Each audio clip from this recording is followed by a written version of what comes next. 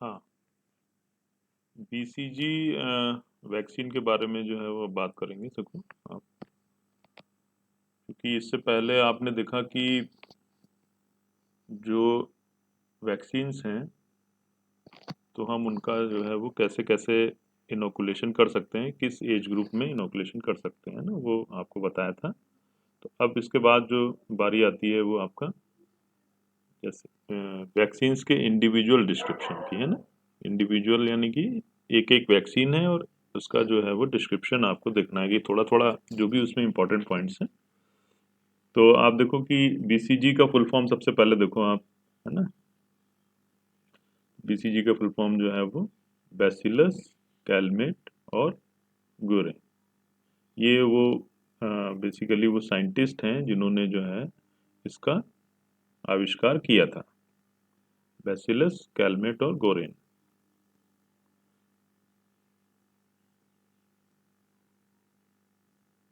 एक मिनट।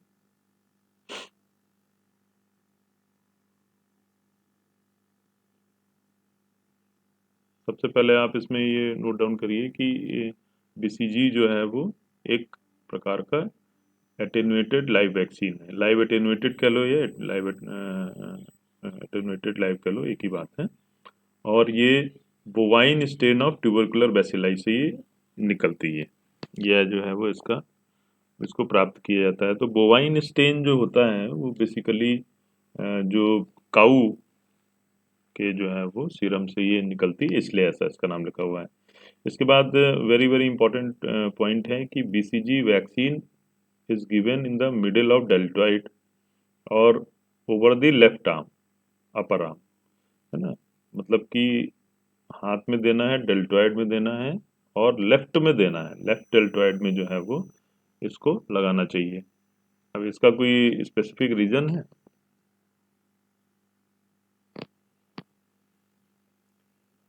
हाँ, कोई बताएगा? कोई इसका रीजन है कि क्यों ऐसा जो है वो केवल लेफ्ट आर्म में ही, लेफ्ट अपर आर्म में ही क्यों है? एक्चुअली क्या था कि जब ये बीसीजी बना था तो उस समय जो है वो ट्यूबरक्लोसिस के बहुत सारे केसेस जो है वो देखने को मिलते थे। तो एक तरीके का जैसे पैंडेमिक होता था उस तरीके का जो है वो स्थिति थी।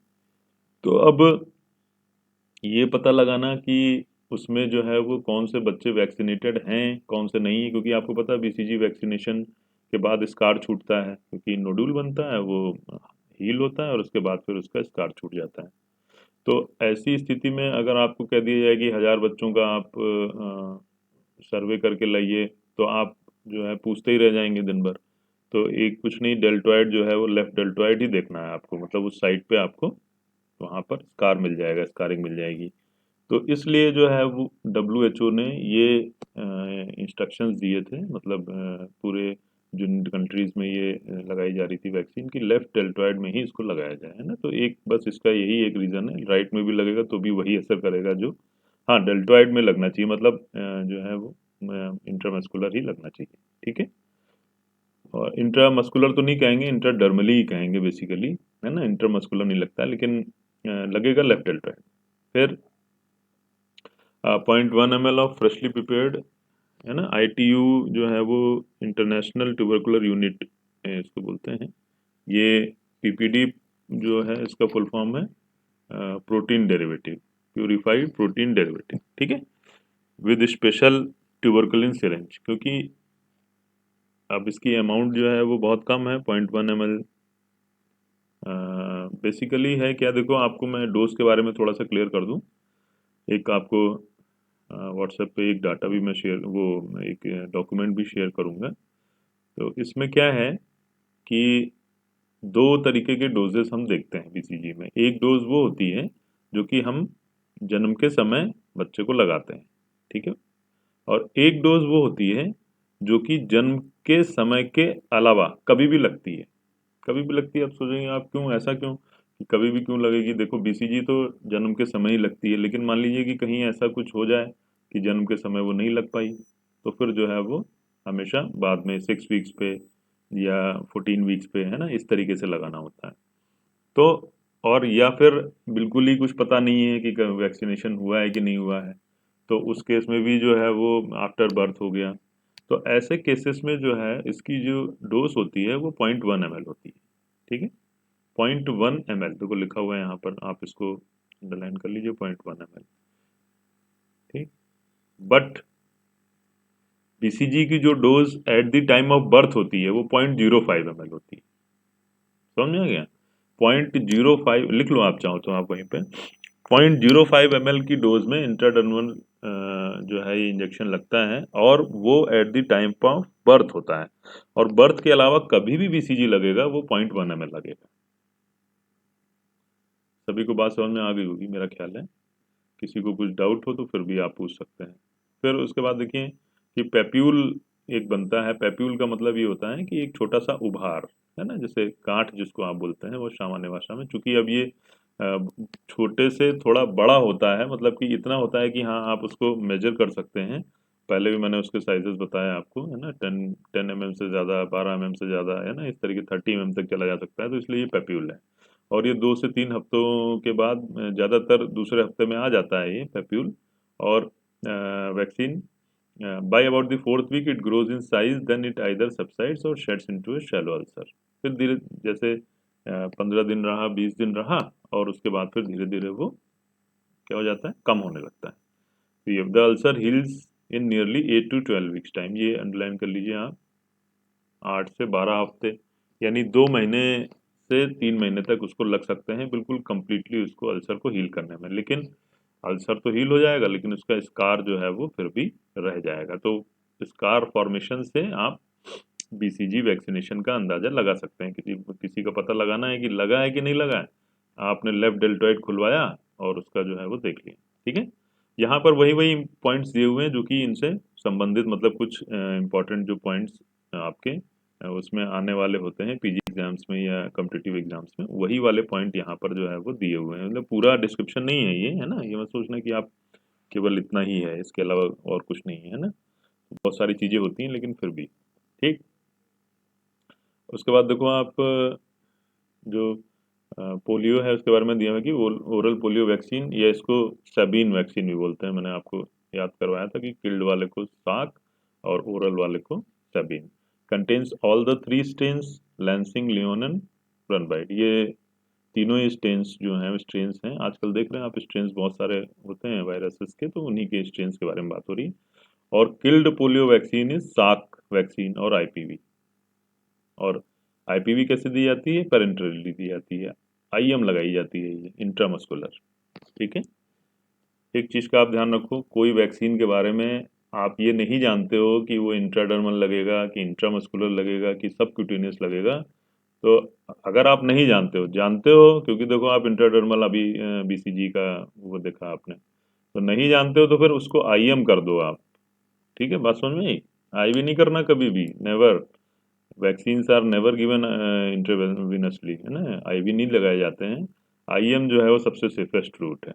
ठीक है, अब वो अलग अलग वैक्सीन के हिसाब से जो उसमें डाइल्यूएंट मिला होता है, तो कहीं पे आईएम लग जाता है, कहीं पे अभी देखोगे आप तो मीजल्स वगैरह में सबक्यूटेनियस मिल जाएगा। अभी आपने इंट्राडर्मल पढ़ लिया, वो एक अलग बात है। ठीक है, तो इसका देखो OPV should be avoided in children suffering from severe diarrhoea and acute illness, है ना।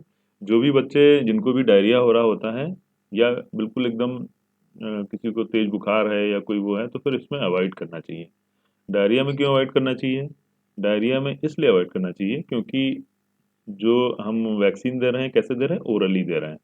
और अगर इंटेस्टाइनल म्यूकोजा में जा कर के, मतलब स्टमक में जो अपना गट म्यूकोजा है उसको ये पहले इन्फेक्ट करती है, और उसके बाद फिर जो है वो पूरे शरीर में इसका असर होता है। अब होगा क्या कि डायरिया हो रहा होगा, तो पता चला आपने ऊपर से, तो क्योंकि 2 ड्रॉप्स ही देने हैं, तो आपने ऊपर से वैक्सीन दिया और वो डायरिया के फ्लूइड के साथ में जो है वो बॉडी से बाहर निकल गया, वो एक्ट ही नहीं कर पाया, क्योंकि बहुत फ्रीक्वेंट मोशंस हो रहे हैं। वैसे तो नॉर्मली एक मोशन होगा दिन भर में, 2 मोशन होंगे, इससे ज़्यादा नहीं होंगे। तो गट म्यूकोजा जो है वो इन्फेक्टेड नहीं हो पाएगी, तो उससे फिर नुकसान होगा। ठीक है, तो इसलिए फिर किसी बच्चे को डायरिया है, इतना ध्यान नहीं देते। जो पोलियो वैक्सीन पिलाने वाले आते हैं वो तो कहते हैं सबको पिलाओ, लेकिन सबको नहीं पिलाना है। ठीक है, तो ये आप ध्यान रखिए। उसके बाद डीपीटी जो है वो ट्रिपल वैक्सीन भी इसको बोलते हैं, डिप्थीरिया, पर्टूसिस और जो है वो टिटनेस, है ना, ये ट्रिपल वैक्सीन है। मतलब ये 3 वैक्सीन्स हैं इसमें जिससे कि जो है वो बच्चे को बचाया जा सकता है। इन 3 बीमारियों से, टिटनस, डिप्थीरिया, पर्टुसिस और टिटनस से बचाया जा सकता है। और TPT vaccination is avoided in febrile illness, epilepsy और पोलियो एपिडेमिक। देखो आप जब भी कोई ऐसी कंडीशन होगी, कौन कौन सी चीज़ें हैं देखो इसमें, जो कि जिसमें कि आपको डीपीटी वैक्सीनेशन नहीं करना है, तो उसमें आपका पहला है फेब्राइल इलनेस, है ना, किसी को तेज बुखार आ रहा है, कोई एपिलेप्सी का केस है, नॉन एपिलेप्सी का केस है ना, पोलियो एपिडेमिक, इसमें भी जो है वो वैक्सीन ये नहीं लगानी है। ठीक, उसके बाद DPT vaccine complications include fever, है ना, febrile convergence, local sterile injection abscess and encephalitis. ठीक है, ये सारी चीज़ें जो है वो हो सकती हैं। हाँ, उसके बाद लिखा है कि pertussis is not recommended after 5 years of age. 5 years of age के लिए इसलिए लिखा हुआ है क्योंकि भाई 5 साल से ऊपर जो है वो पर्ट्यूसिस होता नहीं है बेसिकली। तो पर्ट्यूसिस जब 5 साल से ऊपर होता नहीं है तो फिर उसको लगाने का कोई मतलब नहीं है। तो डीपीटी जो है वो आपका 5 years तक लगता है, और इसके ऊपर जब भी लगता है तो डीटी लगता है। इसके बाद जो बूस्टर जो लगता है वो आपका डीटी लगता है 5 years में। ठीक है, उसके बाद देखिए excessive cry and seizures are due to the pertussis component of DPT. तो ये आपको बता दें कि जो इसमें जो खतरनाक जो चीज़ है इन 3 वैक्सीन्स में से भी वो पर्टूसिस ही है बेसिकली। तो pertussis causes excessive cry and seizures, इसीलिए आपने देखा कि एपिलेप्सी वाले केस में जो है वो हम डीपीटी नहीं लगा रहे हैं। और इस इंजेक्शन के बाद, इस वैक्सीन के बाद जो है वो बच्चा बहुत रोता है ना, इस पर्टिकुलर वैक्सीनेशन के बाद बच्चा बहुत रोता है। तो एक क्वेश्चन और आता है इसमें से, वो भी मैं आपको बता देता हूँ कि excessive cry is due to which component of DPT. आप चाहें तो उसको लिख लें, excessive cry is due to which component of DPT, तो उसमें आंसर होगा पी, यानी पर्ट्यूसिस। यानी एक्सेसिव बहुत ज़्यादा रोना जो है वो बच्चे का पर्ट्यूसिस के कारण होता है। इसको आप ऐसे समझिए। ठीक है, अच्छा, इसी में एक मार्केट में जो है वो आजकल एक पेनलेस करके एक वो आता है, उसका भी कंसेप्ट आपको समझा देता हूँ। तो उसमें क्या होता है कि पर्ट्यूसिस के 2 वैक्सीन आते हैं, एक पर्ट्यूसिस ए होता है और एक पर्ट्यूसिस जो है वो डब्लू होता है ना। तो जो पर्ट्यूसिस ए होता है ये होता है ए सेलुलर, है ना। पर्टूसिस जो ए होता है वो होता है ए सेलुलर, और जो डब्लू होता है वो होल सेलुलर होता है। इसमें क्या होता है कि होल सेलुलर में तो पूरा का पूरा पर्टूसिस का जो बैक्टीरिया है उसका, है ना, वो पूरा का पूरा इनोकुलेट किया जाता है, यानी डाला जाता है उस पर्टिकुलर वैक्सीन में। लेकिन जो ए सेलुलर होता है उसमें केवल इसका छोटा सा एक पार्ट डाला जाता है, जिसके कारण इसके जो साइड इफेक्ट्स होते हैं वो कम हो जाते हैं। अब साइड इफेक्ट क्या है भाई? साइड इफेक्ट है बहुत ज़्यादा रोना, तो वो साइड इफेक्ट जो है वो कम हो जाता है, लेकिन महंगा होता है। तो आप कभी भी वैक्सीन लगवाएं किसी को भी, किसी भी बच्चे को, तो उसमें आप देखिए ट्रिपल वैक्सीन में कि वो ए है या डब्लू है। अगर ए होगा तो महंगा होगा, डब्लू होगा यही उसकी सबसे परफेक्ट पहचान है। डब्लू होगा तो सस्ता होगा, गवर्नमेंट सप्लाईज में डब्लू आता है, यानी होल सेलुलर ही आता है। ठीक है, काम ए भी वही करता है, डब्लू भी वही करता है, तो फिर काहे अनावश्यक बच्चे को जो है वो रुलाना है। इसलिए जो है ए सेलुलर वाला आजकल चल रहा है। उसके बाद देखिए एक चीज़ और बता दें, क्योंकि डीपीटी जो है वो आपका 6, 10, 14 वीक्स पे लगना है। तो जिस वैक्सीन से आप शुरुआत करें, यानी डीपीटी मतलब पर्टूसिस आपने मान लीजिए शुरू में पहले ए सेलुलर नहीं मिला आपको मार्केट में, आपने होल सेलुलर ही लगवाया, डेट थी उस दिन नहीं मिला, तो फिर अगले 2 वैक्सीनेशन भी आपके होल सेलुलर वाले ही होंगे, मिक्सिंग नहीं करनी कभी भी। ठीक है, ये आपको मैं प्रैक्टिकल टिप बता रहा हूँ। कभी भी जो है वो किसी को भी आप एडवाइस करें तो अगर शुरू में ए सेलुलर लगा है तो फिर बाकी के भी ए सेलुलर ही लगवाएं, कैसे भी करके व्यवस्था करें। और अगर शुरू में होल सेलुलर लगा है तो फिर बाकी के भी होल सेलुलर ही लगने चाहिए। ठीक है, इसका देखिए मीजल्स में जो है वो लाइव एटेन्यूएटेड वैक्सीन है, इसको श्वार्ट्स वैक्सीन भी कहते हैं, इसको अंडरलाइन कर लीजिए। जो दिया हुआ है SCWARZ, श्वार्ट्स वैक्सीन, है ना। डोज जो है वो 0.5 से 1 ml इंट्राडर्मल ये लगता है, IM और सबकुटेनियस किसी भी रूट से लग सकता है, इसमें कोई दिक्कत नहीं है ना, तीनों में ही वो है। ठीक, और अगर कोई एक ही ऑप्शन दिया है तो फिर वो बोल्ड में दिया हुआ है, देखो कि अगर मान लीजिए कोई एक ही ऑप्शन दिया है तो फिर ये सबकुटेनियस जो है वो ज़्यादा सही है। सबकुटेनियस नहीं मिल रहा है तो फिर आईएम इंट्राडर्मल ढूंढ लीजिए, इंट्राडर्मल नहीं मिला तो फिर आईएम ढूंढ लीजिए, ये मतलब है इसका। ठीक है, केवल एक ही ऑप्शन टिक करना है तो फिर tick on the subcutaneous route. Okay, फिर उसके बाद ये 9 to 12 मंथ्स ऑफ एज में लगता है। Contraindicated of infants under 6 months of age, 6 महीने से कम के बच्चों में इसको प्रयोग नहीं करना चाहिए, क्योंकि 6 महीने से पहले मदर से इम्यूनिटी लेकर के आता है बच्चा इतनी कि जो है वो बच्चे को मीजल्स ना हो। और जैसा कि मैंने आपको शुरू में बता दिया था कि ये वैक्सीन ऐसा है, it should never be given to pregnant women. ठीक है ना, प्रेगनेंसी में अगर कोई एकमात्र वैक्सीन कॉन्ट्राइंडिकेटेड है तो वो ये है।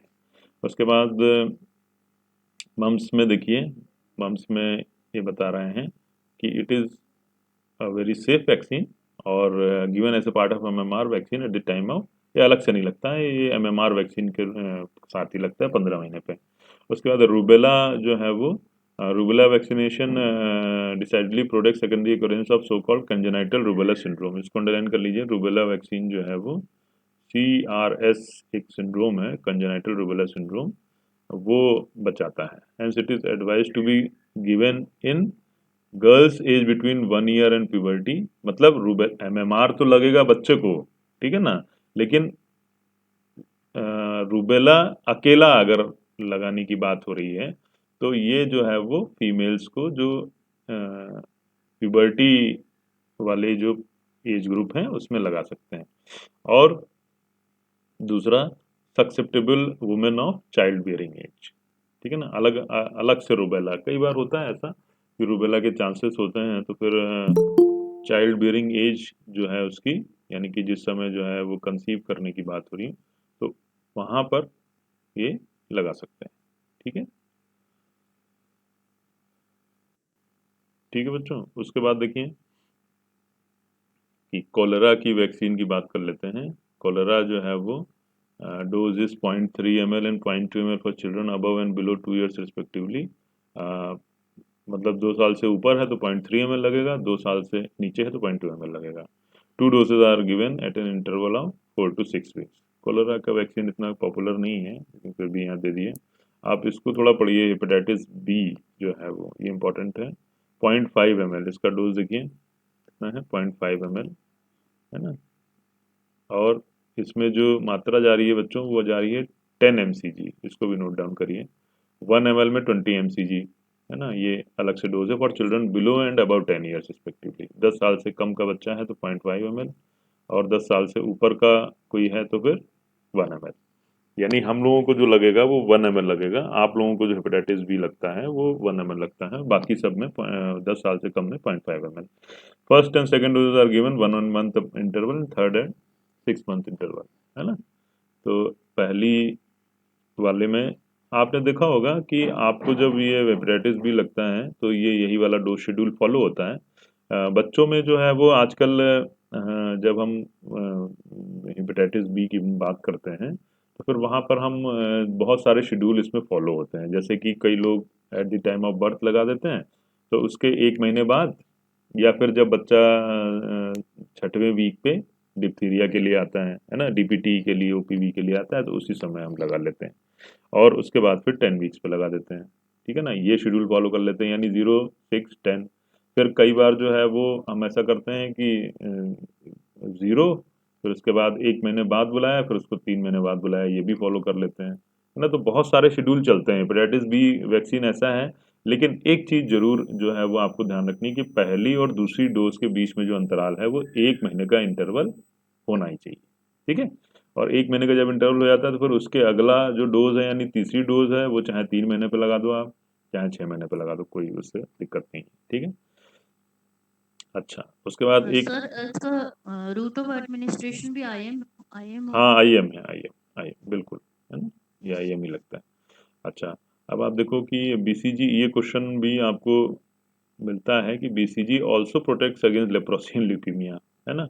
हालांकि कोई ऐसा वैक्सीन नहीं है ये, मतलब कोई ऐसा गारंटीड वाला वो नहीं है, लेकिन एक क्वेश्चन जो है वो देखने को मिलेगा आपको। लेप्रोसी से तो आप समझ ही रहे होंगे क्यों बचाएगा, क्योंकि जो है वो एक ही ग्रुप के भाई माइकोबैक्टीरियम लेपरी और माइकोबैक्टीरियम ट्यूबरकुलाई, तो एक ही जो है वो माइकोबैक्टीरियम ग्रुप के ही जो है बैक्सीलाइस हैं, तो इसलिए वो लेप्रोसी से भी बचाता है बीसीजी वैक्सीनेशन जिसको हुआ रहता है, और थोड़ा बहुत ल्यूकीमिया पे भी काम करता है, ये मतलब है।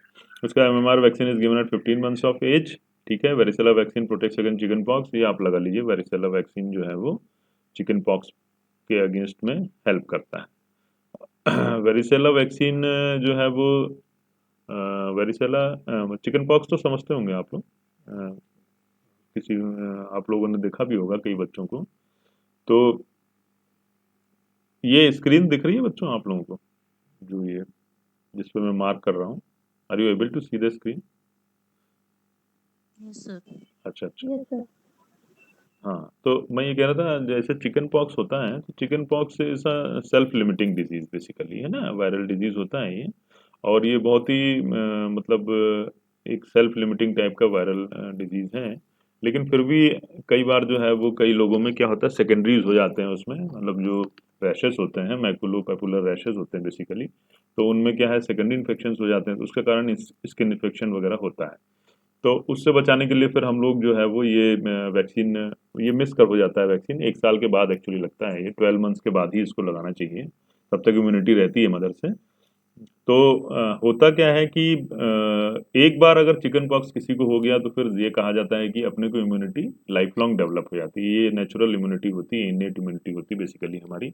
तो अगर किसी को नहीं भी लगा है तो कोई इतना घबराना नहीं चाहिए, क्योंकि ये सेल्फ लिमिटिंग टाइप का डिजीज है, और ये भी गारंटी नहीं है कि वेरिसेला आपने ले लिया है तो फिर आपको चिकन पॉक्स नहीं होगा। ये गलती जो है वो कई बार पेरेंट्स पूछते, एक दो हमारे पास भी ऐसे केसेस हैं जिन्होंने वेरिसेला लगवा रखा था, लेकिन जो है 6 साल का 7 साल का बच्चा हुआ और उसको फिर ये हो गया चिकन पॉक्स। तो इसमें कोई ऐसा घबराने वाली बात नहीं है, लेकिन फिर जब चिकन पॉक्स के एक बार हो जाने के बाद इम्यूनिटी होगी लाइफ लॉन्ग होगी।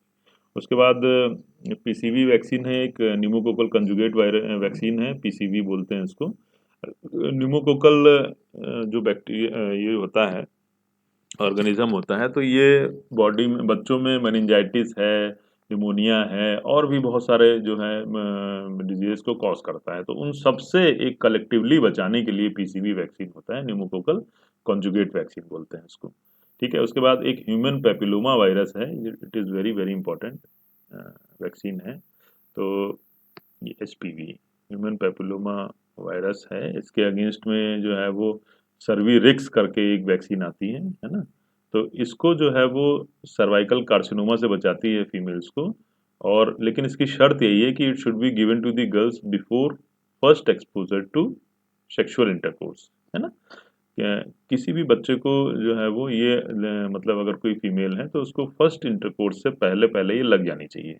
तो बेटर ये है कि जो है कि प्यूबर्टी के आसपास जो है वो ये लग जाए, तभी ये काम करती है।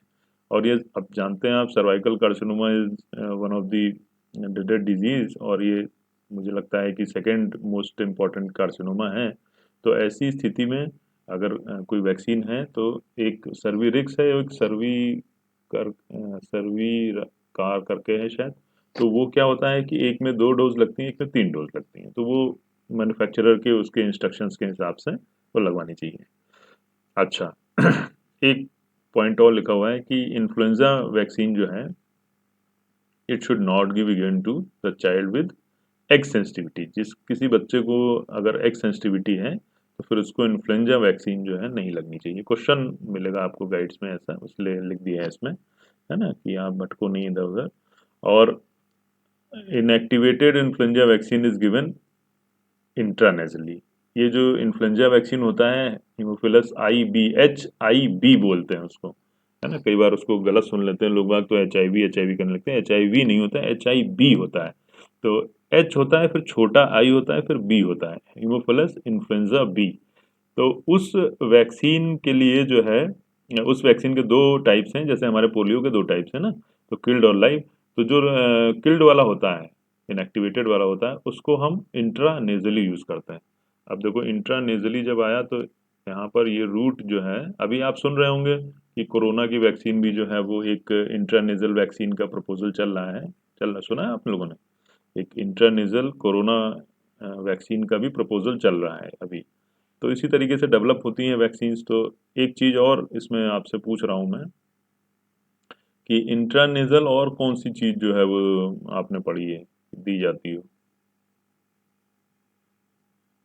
इंट्रानेजल और कौन सी मेडिसिन आपने कोई पढ़ी है?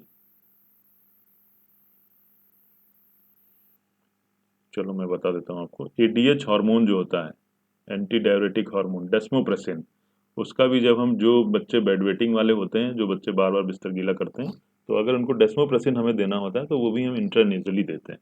ठीक है, ये हो गया। चलिए उसके बाद देखिए थोड़ा सा न्यूट्रिशन के बारे में बात कर लेते हैं। Composition, comparison of human milk with other mammals, दूसरों के साथ में यहाँ पे कंपैरिजन किया हुआ है। इसमें थोड़ा सा मैं ये दो तीन चीज़ों पे आप ध्यान दीजिएगा। जैसे प्रोटीन है, तो प्रोटीन देखिए आप, जो है बफेलो में, सब बफेलो में हर एक चीज़ जो है वो थोड़ी ज़्यादा ज़्यादा होगी। मतलब ज़्यादा होना हमेशा अच्छी बात नहीं होती, आप जानते हैं, है ना? अब किसी का वेट ज़्यादा हो जाए, ओवर वेट हो जाए, तो वो कोई अच्छी बात नहीं है। तो ऐसे ही इसको आप कंसिडर करिए। देखिए जो अपना पैरामीटर है बच्चों, वो ह्यूमन मिल्क है ना? ह्यूमन मिल्क कैसा है, उसके कितना नज़दीक होगा जो मिल्क, वो उतना ही जो है वो हमारे लिए लाभप्रद होगा। तो इसमें जो ये बफेलो वाला मिल्क होता है, थोड़ा सा ओवर हो जाता है, लेकिन अब कुछ चीज़ों में जो है वो काउज मिल्क डेफिशिट होता है, तो इसलिए हम जो है वो बीच का रास्ता निकालते हैं कुछ। तो अभी आप पढ़िए, अभी आपको मैं समझाता हूँ क्या कहना चाह रहा हूँ मैं। तो प्रोटीन में देखिए कि 1.2 ग्राम परसेंटेज जो है वो प्रोटीन है ह्यूमन में, और काऊ में 3.5 है, बफेलो में 4.2 है। ठीक है। फैट अगर आप देखेंगे तो ह्यूमन और काऊ का मैच कर जाएगा। देखिए ये 3.8 है और काऊ में 3.7, जबकि बफेलो में जस्ट डबल है। मतलब अगर आप उसको 4 मान लें ह्यूमन वाले को, तो ये 8 है। ऐसे ही याद कर लेना आप, क्योंकि याद तो एकदम पॉइंट्स पॉइंट्स में नहीं याद होगा ये। तो ऐसे याद कर लो कि फैट 4 है और प्रोटीन 1 है, फैट 4 है, ऐसे राउंड फिगर में याद करो, है ना? और उसमें, और ये दोनों ही चीज़ें जो हैं वो, देखो ये 4 गुना है, प्रोटीन 4 गुना है, और ये 2 गुना है ह्यूमन मिल्क से, बफेलो में। ठीक है। और ये जो काऊ है, ये तो बीच में है ही है, मतलब लगभग लगभग मैच ही खाता है थोड़ा सा। फिर उसके बाद देखिए कैलोरीज में अगर हम देखें तो दोनों ह्यूमन और काऊ एक दूसरे को मैच कर रहे हैं, है ना? इसमें भी 66 किलो कैलोरीज आ रही हैं पर 100 ml, और इसमें भी 66 किलो कैलोरीज आ रही हैं। ये 100 से, मतलब 80 से 120 आ रहा है। उसके बाद लैक्टोज की अगर हम बात करें, तो ये लैक्टोज क्या होता है? ये कार्बोहाइड्रेट है बेसिकली। अभी देख रहे हैं ना आप, ऊपर प्रोटीन, फैट, कैलोरी आ गया, कार्बोहाइड्रेट नहीं आया। तो कार्बोहाइड्रेट लैक्टोज के फॉर्म में होता है इसमें, है ना? शुगर जो होती है वो लैक्टोज के फॉर्म में होती है। और ये मिल्क शुगर है, जो कि ह्यूमन मिल्क शुगर है। ठीक है ना? तो ये कितनी है? 4.5, ओ सॉरी 7 है ह्यूमन में, और काऊ में और बफेलो में 4.8 है। तो यहाँ पर आपको समझ में आ रहा होगा कि यहाँ पर काऊ और बफेलो मैच कर रहे हैं। क्यों? क्योंकि भाई उनका जो प्रोटीन, उनका जो कार्बोहाइड्रेट है वो अलग है, अपने से अलग है। मतलब ह्यूमन जो मिल्क कार्बोहाइड्रेट है वो हमारा लैक्टोज है ना? तो पॉलीसेकेराइड जो है, अब होता क्या है कि कार्बोहाइड्रेट जो जितना हमारे नज़दीक होगा हमारी स्पीशीज़ के, वो हमारे लिए उतना अच्छा होगा, हम उसको उतनी अच्छी से डाइजेस्ट कर पाएंगे। तो इसीलिए ह्यूमन मिल्क ही जो है वो अच्छा माना जाता है इन तीनों में से। ठीक है। और साथ है, कोई दिक्कत नहीं है, वो इतना बच्चे के लिए ये ठीक है, मतलब वो डाइजेस्ट कर सकता है उसको। उसके बाद आयरन में देखेंगे आप मिलीग्राम परसेंटेज में, तो काऊ में 0.2 है, बफेलो में भी 0.2 है। वैसे मैं आपको बता दूं, एक क्वेश्चन इससे रिलेटेड ये है कि जो बच्चा काउज मिल्क पे है, तो उसको कौन सी बीमारी हो सकती है? देखो हिंदी में मैंने बताया कि जो बच्चा गोदुग्ध का पान कर रहा है, तो उसको निम्न में से कौन सी व्याधि हो सकती है? ठीक है, तो उसमें आंसर होगा आयरन डेफिशिएंसी एनीमिया, IDA। ठीक है ना?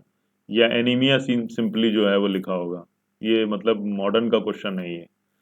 तो आप इसको देख के सोच रहे होंगे कि ये तो ह्यूमन में तो 0.1 ही है, और इसमें 0.2 है काऊ में, फिर भी जो है वो ह्यूमन डेफिशिएंसी एनीमिया हो रहा है।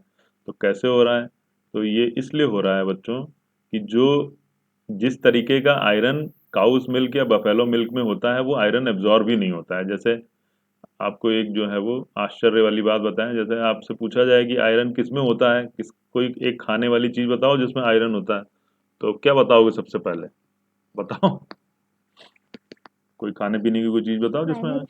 हाँ, हाँ पालक। पालक सर। पालक होता है ना? पालक ही बोलेंगे ज्यादातर लोग, है कि नहीं? पालक। आप थोड़ा गूगल करके देखना आज जो है वो, कि पालक का जो आयरन है वो क्या एब्जॉर्बेबल है। जैसे वो बोनवीटा वाले या वो वाले ऐड करते हैं ना कि दूध का कैल्शियम जो है वो क्या एब्जॉर्बेबल है, या दूध का कैल्शियम मिल रहा है कि नहीं मिल रहा है, तो उसके लिए D3 चाहिए होता है बेसिकली एब्जॉर्प्शन के लिए। तो ऐसे ही पालक का आयरन है, कि पालक का आयरन तो है उसमें, नो डाउट, है ना, आयरन है उसमें, लेकिन वो आयरन आपके लिए एब्जॉर्बेबल, क्या बायो अवेलेबिलिटी है उसकी? तो बायो अवेलेबिलिटी नहीं है उसकी बेसिकली।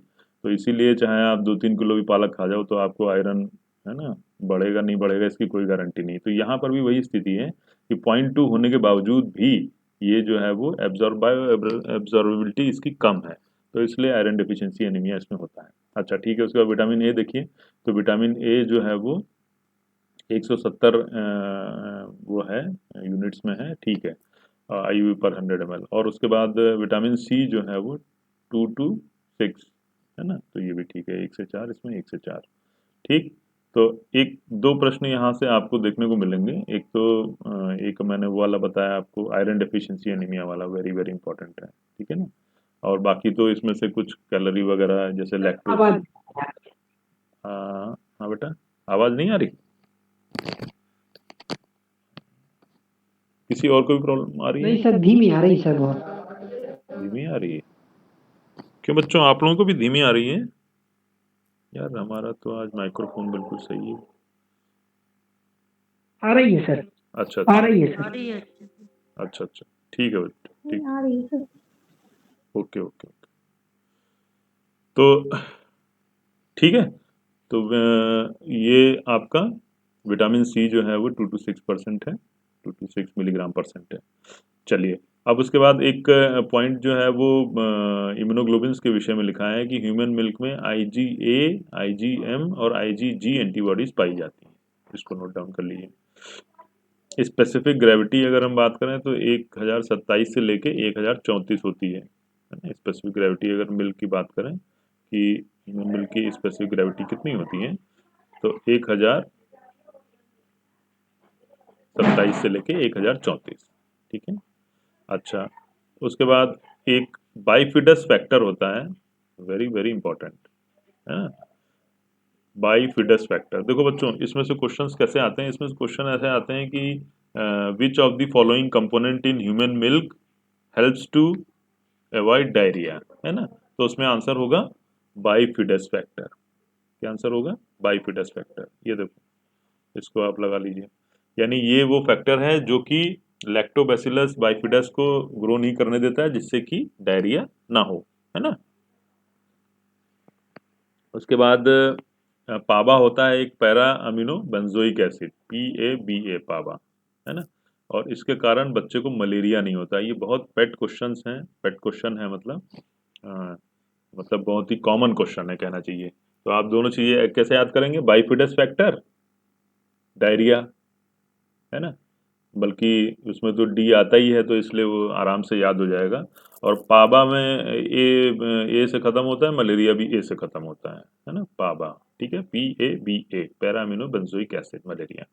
उसके बाद अगर हम मदर्स के लिए अगर हम कुछ बात करें, तो मदर्स के लिए लिखा हुआ है कि it reduces the risk of carcinoma of breast and ovary and osteoporosis in later life in mother. मतलब केवल बच्चे के लिए नहीं बेनिफिट है इसमें, मदर के लिए भी बेनिफिट है, वो भी इसमें जो है वो लिखा हुआ है, ठीक है। तो ये जो है वो आपके बेनिफिट्स हो गए, जो जिसके कारण मदर्स मिल्क जो है वो इम्पोर्टेंट होता है, ठीक है बच्चों। याद करना है इसको, मतलब ये इसको आप हल्के में नहीं लेना, ये बाइफिडस फैक्टर और ये लैक्टो जो है वो, सॉरी, पैरामिनो बेंजोइक एसिड, ये आता ही आता है, ठीक।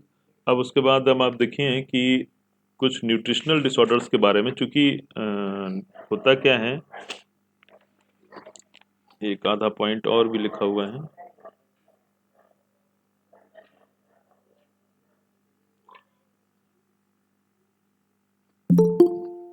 देखो, जैसे मैंने आपको अभी बात करी, तो हमारे पास जो, अच्छा ये संतोष, एक मिनट, जो नोट्स हैं तो उसमें जो हाथ से लिखे, मतलब जो इसमें कुछ एक एक पॉइंट एक आधा लिखा हुआ है। तो जैसे ये वाला क्वेश्चन जो वेरिसेला वाला वैक्सीन का था, ये क्वेश्चन आपका आ चुका है, मतलब MPPSC 2017 में ये वाला क्वेश्चन आया था कि वेरिसेला वैक्सीन किसके अगेंस्ट में लगाई जाती है, चिकन पॉक्स के लिए लगाई जाती है। ठीक है बच्चों, और एक पॉइंट ये लिखा है इसमें कि breast feed infants can be deficit in vitamin B12, vitamin B1, vitamin D, vitamin K and folic acid. ये पॉइंट आप लिख सकते हैं, लिखो आप अपने नोट्स में, जहां भी जगह है वहां पे लिखो, नीचे की तरफ लिखो। लिखो आप, breast feed infants can have deficiency of vitamin B12, यानी जो बच्चे ब्रेस्ट फीड कर रहे हैं उनमें इन विटामिन की कमी हो सकती है। Vitamin B12, vitamin B1, vitamin D और विटामिन K और फोलिक एसिड। एक ही लाइन में आपको सारा बता दी। जो बच्चा काऊ मिल्क पे होगा उसको आयरन डेफिशिएंसी एनीमिया हो सकता है, आयरन की कमी हो सकती है। जो बच्चा ब्रेस्ट फीड है तो उनमें इन चीज़ों की कमी हो जाएगी, हो सकती है, मतलब जरूरी नहीं कि हो। और अब ये प्रश्न उठता है कि भाई फिर कैसे काम चलेगा? तो ये फोर्टिफाइड होते हैं कुछ, जैसे विटामिन के ड्रॉप्स वगैरह, इसीलिए पीडियाट्रिशियन से आपने देखा होगा तो वो विटामिन D का ड्रॉप जो है वो लिख ही देते हैं। ठीक है ना। हालांकि अभी जो लेटेस्ट रिसर्च है उसका भी आपको हवाला दे देते हैं, तो वो ये कह रहे हैं कि बनी रहने दो कमी, इतनी कमी से जो है वो कोई फर्क नहीं पड़ रहा है, और ह्यूमन मिल्क के साथ में और कुछ देने की जरूरत नहीं है। लेकिन PG के क्वेश्चंस हैं, मतलब कॉम्पिटिटिव एग्जाम के, तो उनको तो आपको हल करना ही है। और उसके बाद बाकी ये तो ठीक है, ये मैंने आपको बता दिया कि प्रोटीन ज़्यादा होता है काऊ मिल्क में, है ना, कैल्शियम भी ज़्यादा है ना, इस तरीके से होता है। ठीक है, चलिए अब पढ़ेंगे अपन न्यूट्रिशनल डिसऑर्डर्स के बारे में, छोटा सा वो पढ़ेंगे कि कुछ क्या क्या चीज़ें हैं इसमें। तो इसमें देखो लिखा हुआ है कि undernutrition encompasses stunting, wasting and deficiency of essential vitamin and mineral, collectively refer to as micronutrients. Undernutrition, तो अंडर न्यूट्रिशन हम किसको बोलेंगे, उसकी परिभाषा यहाँ पे लिखी हुई है। तो सबसे पहले स्टंटिंग, स्टंटिंग माने, स्टंटिंग का क्या अर्थ होता है? बौनापन, है ना, हाइट में जो कमी होती है। Wasting, wasting of the muscle, जैसे बोलते हैं ना कि मसल्स जो हैं वो मस्कुलर मास नहीं है, मतलब दुबला पतला है बहुत ज्यादा, जिसको आप सूखा रोग देखा होगा आपने। और उसके अलावा deficiency of essential vitamin and mineral, जिसको कि माइक्रोन्यूट्रिएंट डेफिशिएंसी हम बोलते हैं, है ना। कोई विटामिन A की कमी हो गई, D की कमी हो गई, C की कमी हो गई, तो वो भी जो है वो इसी में काउंट होता है। ओके, उसके बाद देखिए कि PEM का परिभाषा यहाँ पे लिखी हुई है। PEM क्या है? तो PEM is protein energy mall nutrition, और इसी को आप चाहो तो लिख लो प्रोटीन कैलोरी माल न्यूट्रिशन भी इसी को बोलते हैं। ठीक है ना, एनर्जी माल न्यूट्रिशन या प्रोटीन कैलोरी माल न्यूट्रिशन दोनों एक ही चीज है, लिखा हुआ है ब्रैकेट में। Refers to a form of malnutrition where there is inadequate protein intake, protein intake और कैलोरी इनटेक, है ना, इसको कंप्लीट कर लो, थोड़ा आधा रह गया मुझे लग रहा है ये, प्रोटीन इनटेक और कैलोरी इनटेक। ठीक है ना, दोनों होता है, मतलब ऐसा नहीं सोचना कि आपको वो उसमें छूट गया है, वो शब्द जो है ये छूट गया है ना, इसी के आगे यहाँ पे लिख लो एंड और कैलोरी इनटेक।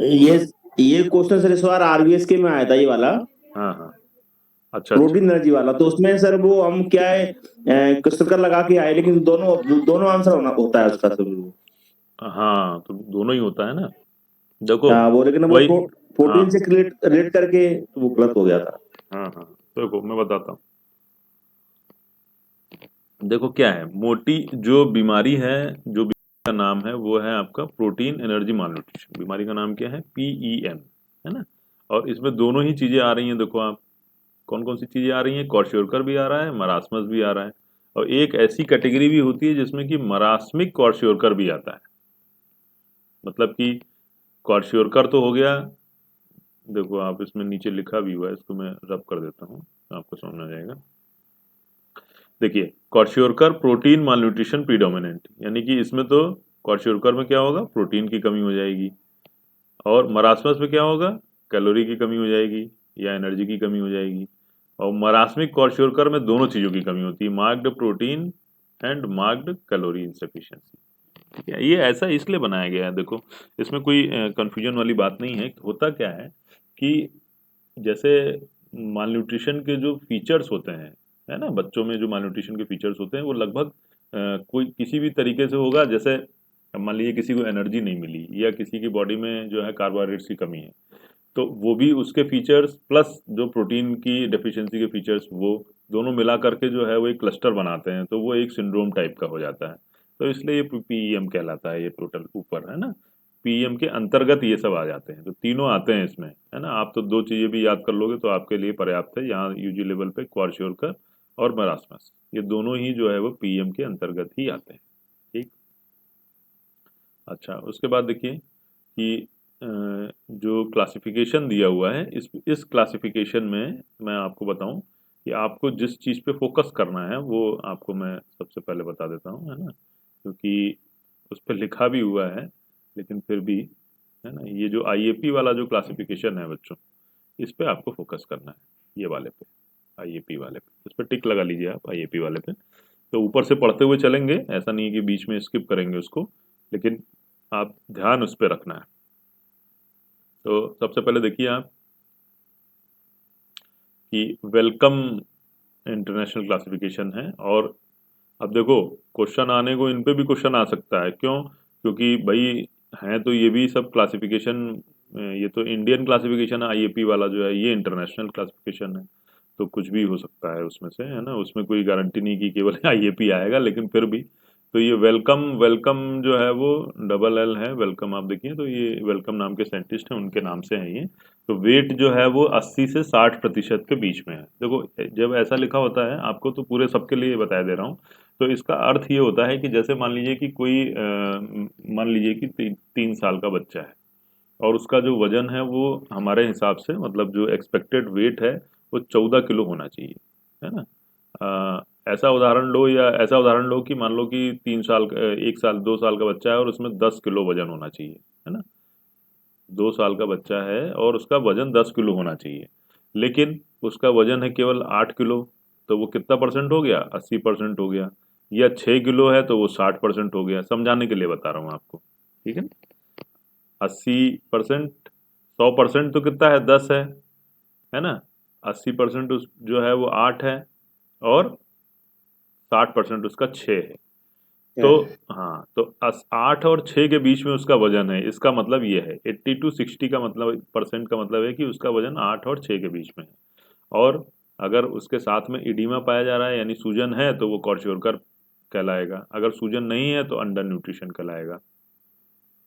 इसी प्रकार अगर उसका वजन जो है वो 6 से भी कम है, ये देखो under weight between less than 60 है, ठीक है।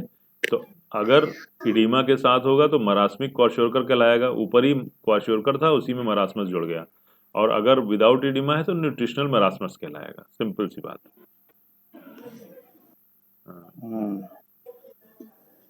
किसी को समझ में नहीं आया तो बताए, है ना। जी सर। ठीक है ना। तो संतोष माइक बंद करना बेटा, है ना। तो ये हो गया। उसके बाद देखो अब आप कि गोमेज एक दूसरे साइंटिस्ट हैं जिनका जो है वो क्लासिफिकेशन दिया हुआ है यहाँ पर। तो इन्होंने कहा कि first degree, second degree, third degree, अपना अपना तरीका होता है देखो किसी चीज़ को क्लासिफाई करने का। इसमें ये मत समझो कि आप ये अलग अलग क्यों हैं, और ये सब नहीं समझने की चीज़ है। केवल आपको उसका ध्यान रखना है कि कौन सा किस पे बेस्ड है ना। तो इसमें आपने देखा कि वेट और इडीमा के बेसिस पे क्लासिफाई किया था किसने, वेलकम ने। अब ये क्या कर रहे हैं, ये केवल वेट के बेसिस पे क्लासिफाई कर रहे हैं, कौन, गोमेज। तो इन्होंने किया कि first degree 90 to 75% of expected weight. 90 to 75% का मतलब है कि 9 से लेके 7.5 किलो के जो बच्चे हैं उनको उन्होंने फर्स्ट डिग्री में रख दिया, ठीक है। माल न्यूट्रिशन उनका फर्स्ट डिग्री का रख दिया। भाई 10 होना चाहिए, 10 नहीं होकर के 9 है या 7.5 है, तो फर्स्ट डिग्री में आ गए। सेकेंड डिग्री में 75 से 60 आ गए, और मतलब 7.5 से 6 किलो आ गए। और थर्ड डिग्री में 60% आ गए, यानी 6 से कम वाले आ गए, ठीक है। तो ये थोड़ा आपको समझ में आ रहा होगा, मैंने जो उदाहरण दिया है। अब आप उसको चाहे किसी पे लगाओ, 20 पे हो तो उसी 20 किलो का बच्चा है तो उसका 90% निकाल लो आप, है ना, 18 किलो के हिसाब से लग जाएगा। ठीक, तो ये हो गया। उसके बाद देखिए इसमें जो सबसे इम्पोर्टेंट है, जैसा मैंने आपको शुरू में ही बता दिया कि you have to concentrate on IAP classification, very very important लिखा भी है उसमें। क्यों? क्योंकि देखिए अभी क्या होगा कि इसमें से क्लासिफिकेशन में से क्वेश्चंस ये आते हैं कि what is the weight range in third grade of malnutrition, है ना, या सेकेंड ग्रेड या आईएपी के सेकेंड ग्रेड में कितने प्रतिशत जो है वो वेट वो होता है ना, तो वो आपको याद करना है। तो देखिए फर्स्ट ग्रेड में इसमें फर्स्ट ग्रेड से ही शुरू करेंगे हम। तो फर्स्ट ग्रेड इसमें 80 से लेकर के 71 वाले आते हैं। सेकेंड ग्रेड malnutrition या पीईएम ग्रेड 2 जो होते हैं वो 70 से 61 वाले आते हैं। और थर्ड ग्रेड वाले 60 से 51, फोर्थ ग्रेड वाले less than 50 of the expected weight, है ना। तो जैसे अगर हम इसमें अभी तक आपने 3-3 ही देखे थे, है ना, अभी फोर्थ नहीं देखा था, तो ये आईएपी ने फोर्थ भी जोड़ा है क्योंकि इंडिया में ऐसे बच्चे भी मिलते हैं कि 10 किलो का वजन होना चाहिए, उसका 5 ही किलो वजन है। तो 5 किलो का वजन जो है वो वेरी सीवियर वेट जो है वो उसका है कैटेगरी में आएगा, और ये फोर्थ ग्रेड malnutrition की कैटेगरी में जुड़ेगा। तो इंडिया में जब हम malnutrition की डेफिनेशन लिखते हैं तो उसमें लिखते हैं हम पीईएम ग्रेड, है ना, क्या लिखते हैं, पीईएम, है ना, पीएम लिख दिया और उसके बाद ग्रेड लिख दिया, तो सब कहीं भी जाएगा वो बच्चा, है ना, ग्रेड। जैसे मान लीजिए कि सपोज दैट कि ये ग्रेड 2 का बच्चा है, तो हमने ग्रेड 2 लिख दिया उसके सामने, तो वो कहीं भी जाएगा तो समझ में आ जाएगा कि इसका जो एक्सपेक्टेड वेट है वो 70 से 61% के बीच में। तो इसको एक बार फिर से पढ़िए, फर्स्ट ग्रेड वाला 80 से 71, और 71 चूंकि ऊपर आ गया है तो नीचे 70 आएगा, बस यही याद करने की चीज़ है इसमें, है ना। 80 से 70, 70 से 60 ऐसे याद कर लेते हैं बच्चे, ऐसे मत याद करना आप, क्योंकि 70 आएगा तो आपने अगर उसको फर्स्ट ग्रेड कर दिया तो आपका ऑप्शन गलत हो जाएगा, वो ऑप्शन आपका क्वेश्चन जो है वो गलत हो जाएगा, क्योंकि 70 तो आ रहा है सेकंड ग्रेड में और आप लगा रहे हैं उसको फर्स्ट ग्रेड में, ठीक है ना, तो ये गलत हो जाएगा। ओके, मेरी बात समझ में आ रही है आपको? तो ये जो है वो 70 to 61 जो होगा वो आपका सेकंड ग्रेड में आएगा, और 60 to 51, 50 नहीं 51 ये आएगा आपका थर्ड ग्रेड में, और फोर्थ ग्रेड में जो 50% से कम वाले बच्चे हैं।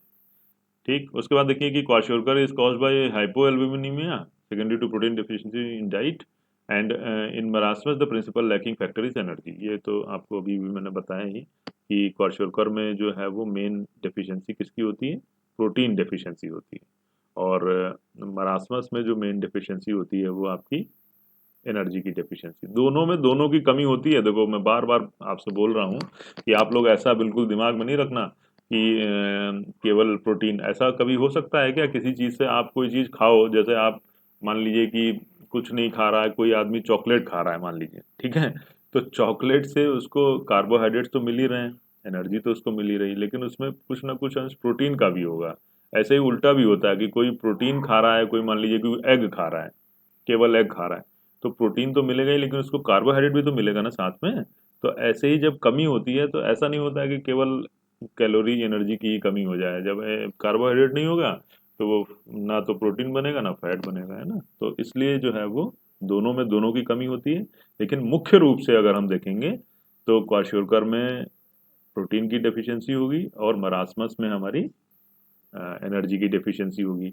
इसको जरा समझने के लिए आप एक ऐसा ऐसा थोड़ा अपने दिमाग में पिक्चर बनाइए कि दो तरीके के आपको malnutrition वाले बच्चे देखने को मिलते हैं, दो तरीके के। कैसे? आपने देखा होगा कि कुछ बच्चे ऐसे होते हैं जिनके बाल जो हैं वो थोड़े से उलझे हुए रहते हैं, जो है बाल थोड़े लाइट कलर के हो जाते हैं, पीले से हो जाते हैं, ब्राउन से हो जाते हैं, और लेकिन शरीर उनका ठीक होता है, जैसे पेट जो है वो आगे को निकला रहेगा, चेहरा भी ऐसे सूजा सा रहेगा थोड़ा सा। तो ये जो बच्चे होते हैं ये क्वाशियोकर वाले बच्चे होते हैं, ठीक है। ये जो बच्चे जिनको मैंने अभी डिस्क्राइब किया ये क्वाशियोकर वाले बच्चे हैं, कि चेहरा फूला हुआ, पेट निकला हुआ, बाल जो है वो डिसकलर्ड, है ना, ब्लैक होने चाहिए बाल, बच्चों के बाल तो ब्लैक ही होने चाहिए, सफ़ेद तो होते नहीं है, तो वो ब्राउन कलर हो गए या वाइट हो गए, है ना। तो ये जो सारे, या उनके बाल उखड़ रहे हैं, है ना, ड्राई स्किन है, तो है ना, ड्राई स्किन खैर दोनों मिल सकती है लेकिन फिर भी, तो ये सूजन है पूरे शरीर में या पैरों में सूजन है, तो ये सारे बच्चे जो हैं वो आपके क्वाशियोकर के हैं। और एक दूसरा बच्चा होता है जो कि बिल्कुल, जिसको सामान्य भाषा में सूखा रोग कहते हैं, है ना, कि जिनके हाथ पैर बिल्कुल सूखे हुए हैं, जो स्किन है वो लटक रही है, चेहरा बिल्कुल बंदर जैसा है, मंकी फेस्ड बोलते हैं इनको, है ना। तो ये बच्चे जो होते हैं ये क्या होते हैं, मरासमस वाले बच्चे होते हैं, जिनको सूखा रोग बोलते हैं। ठीक है, तो ये 2 पिक्चर क्लियर हो गई आपको, है ना। दिमाग में रखो आप अपने, अब इसको दिमाग में रखे और आप क्वार्शोरकर और मरासमस पढ़िए। तो सबसे पहले देखो क्वार्शोरकर जो है वो किसका कारण होता है, तो सीवियर प्रोटीन डेफिशिएंसी से ही होता है। किससे होता है, सीवियर प्रोटीन डेफिशिएंसी से, है ना। ये देखिए आप, है ना। वर्ड ये जो है क्वार्शोरकर, ये घाना का शब्द है, घाना एक कंट्री है उसका शब्द है, और डिस्प्लेस्ड चाइल्ड्स विजिबल कंडीशन इसका अर्थ है। डिस्प्लेस्ड चाइल्ड विजिबल कंडीशन का अर्थ ये है कि मतलब अपनी जगह से जिसको हटा दिया गया है और उसकी जो सामने की जो स्थिति है जो दिख रही है आपको, वो ये वैसा वाला बच्चा है। एज ग्रुप इसका आप नोट करिए 1 to 4 year, very very important. What is the age group of kwashiorkor, तो 1 to 4 ईयर, है ना। और इसमें कोई कंफ्यूजन नहीं है। इसी के साथ में मरासमस वाला भी एज ग्रुप अगर आप जानना चाहें तो less than 3 years of age, less than 3 years of age होता है। ठीक है, तो जो हमारा जो एज ग्रुप है क्वार्शोरकर का वो 1 to 4 ईयर्स है।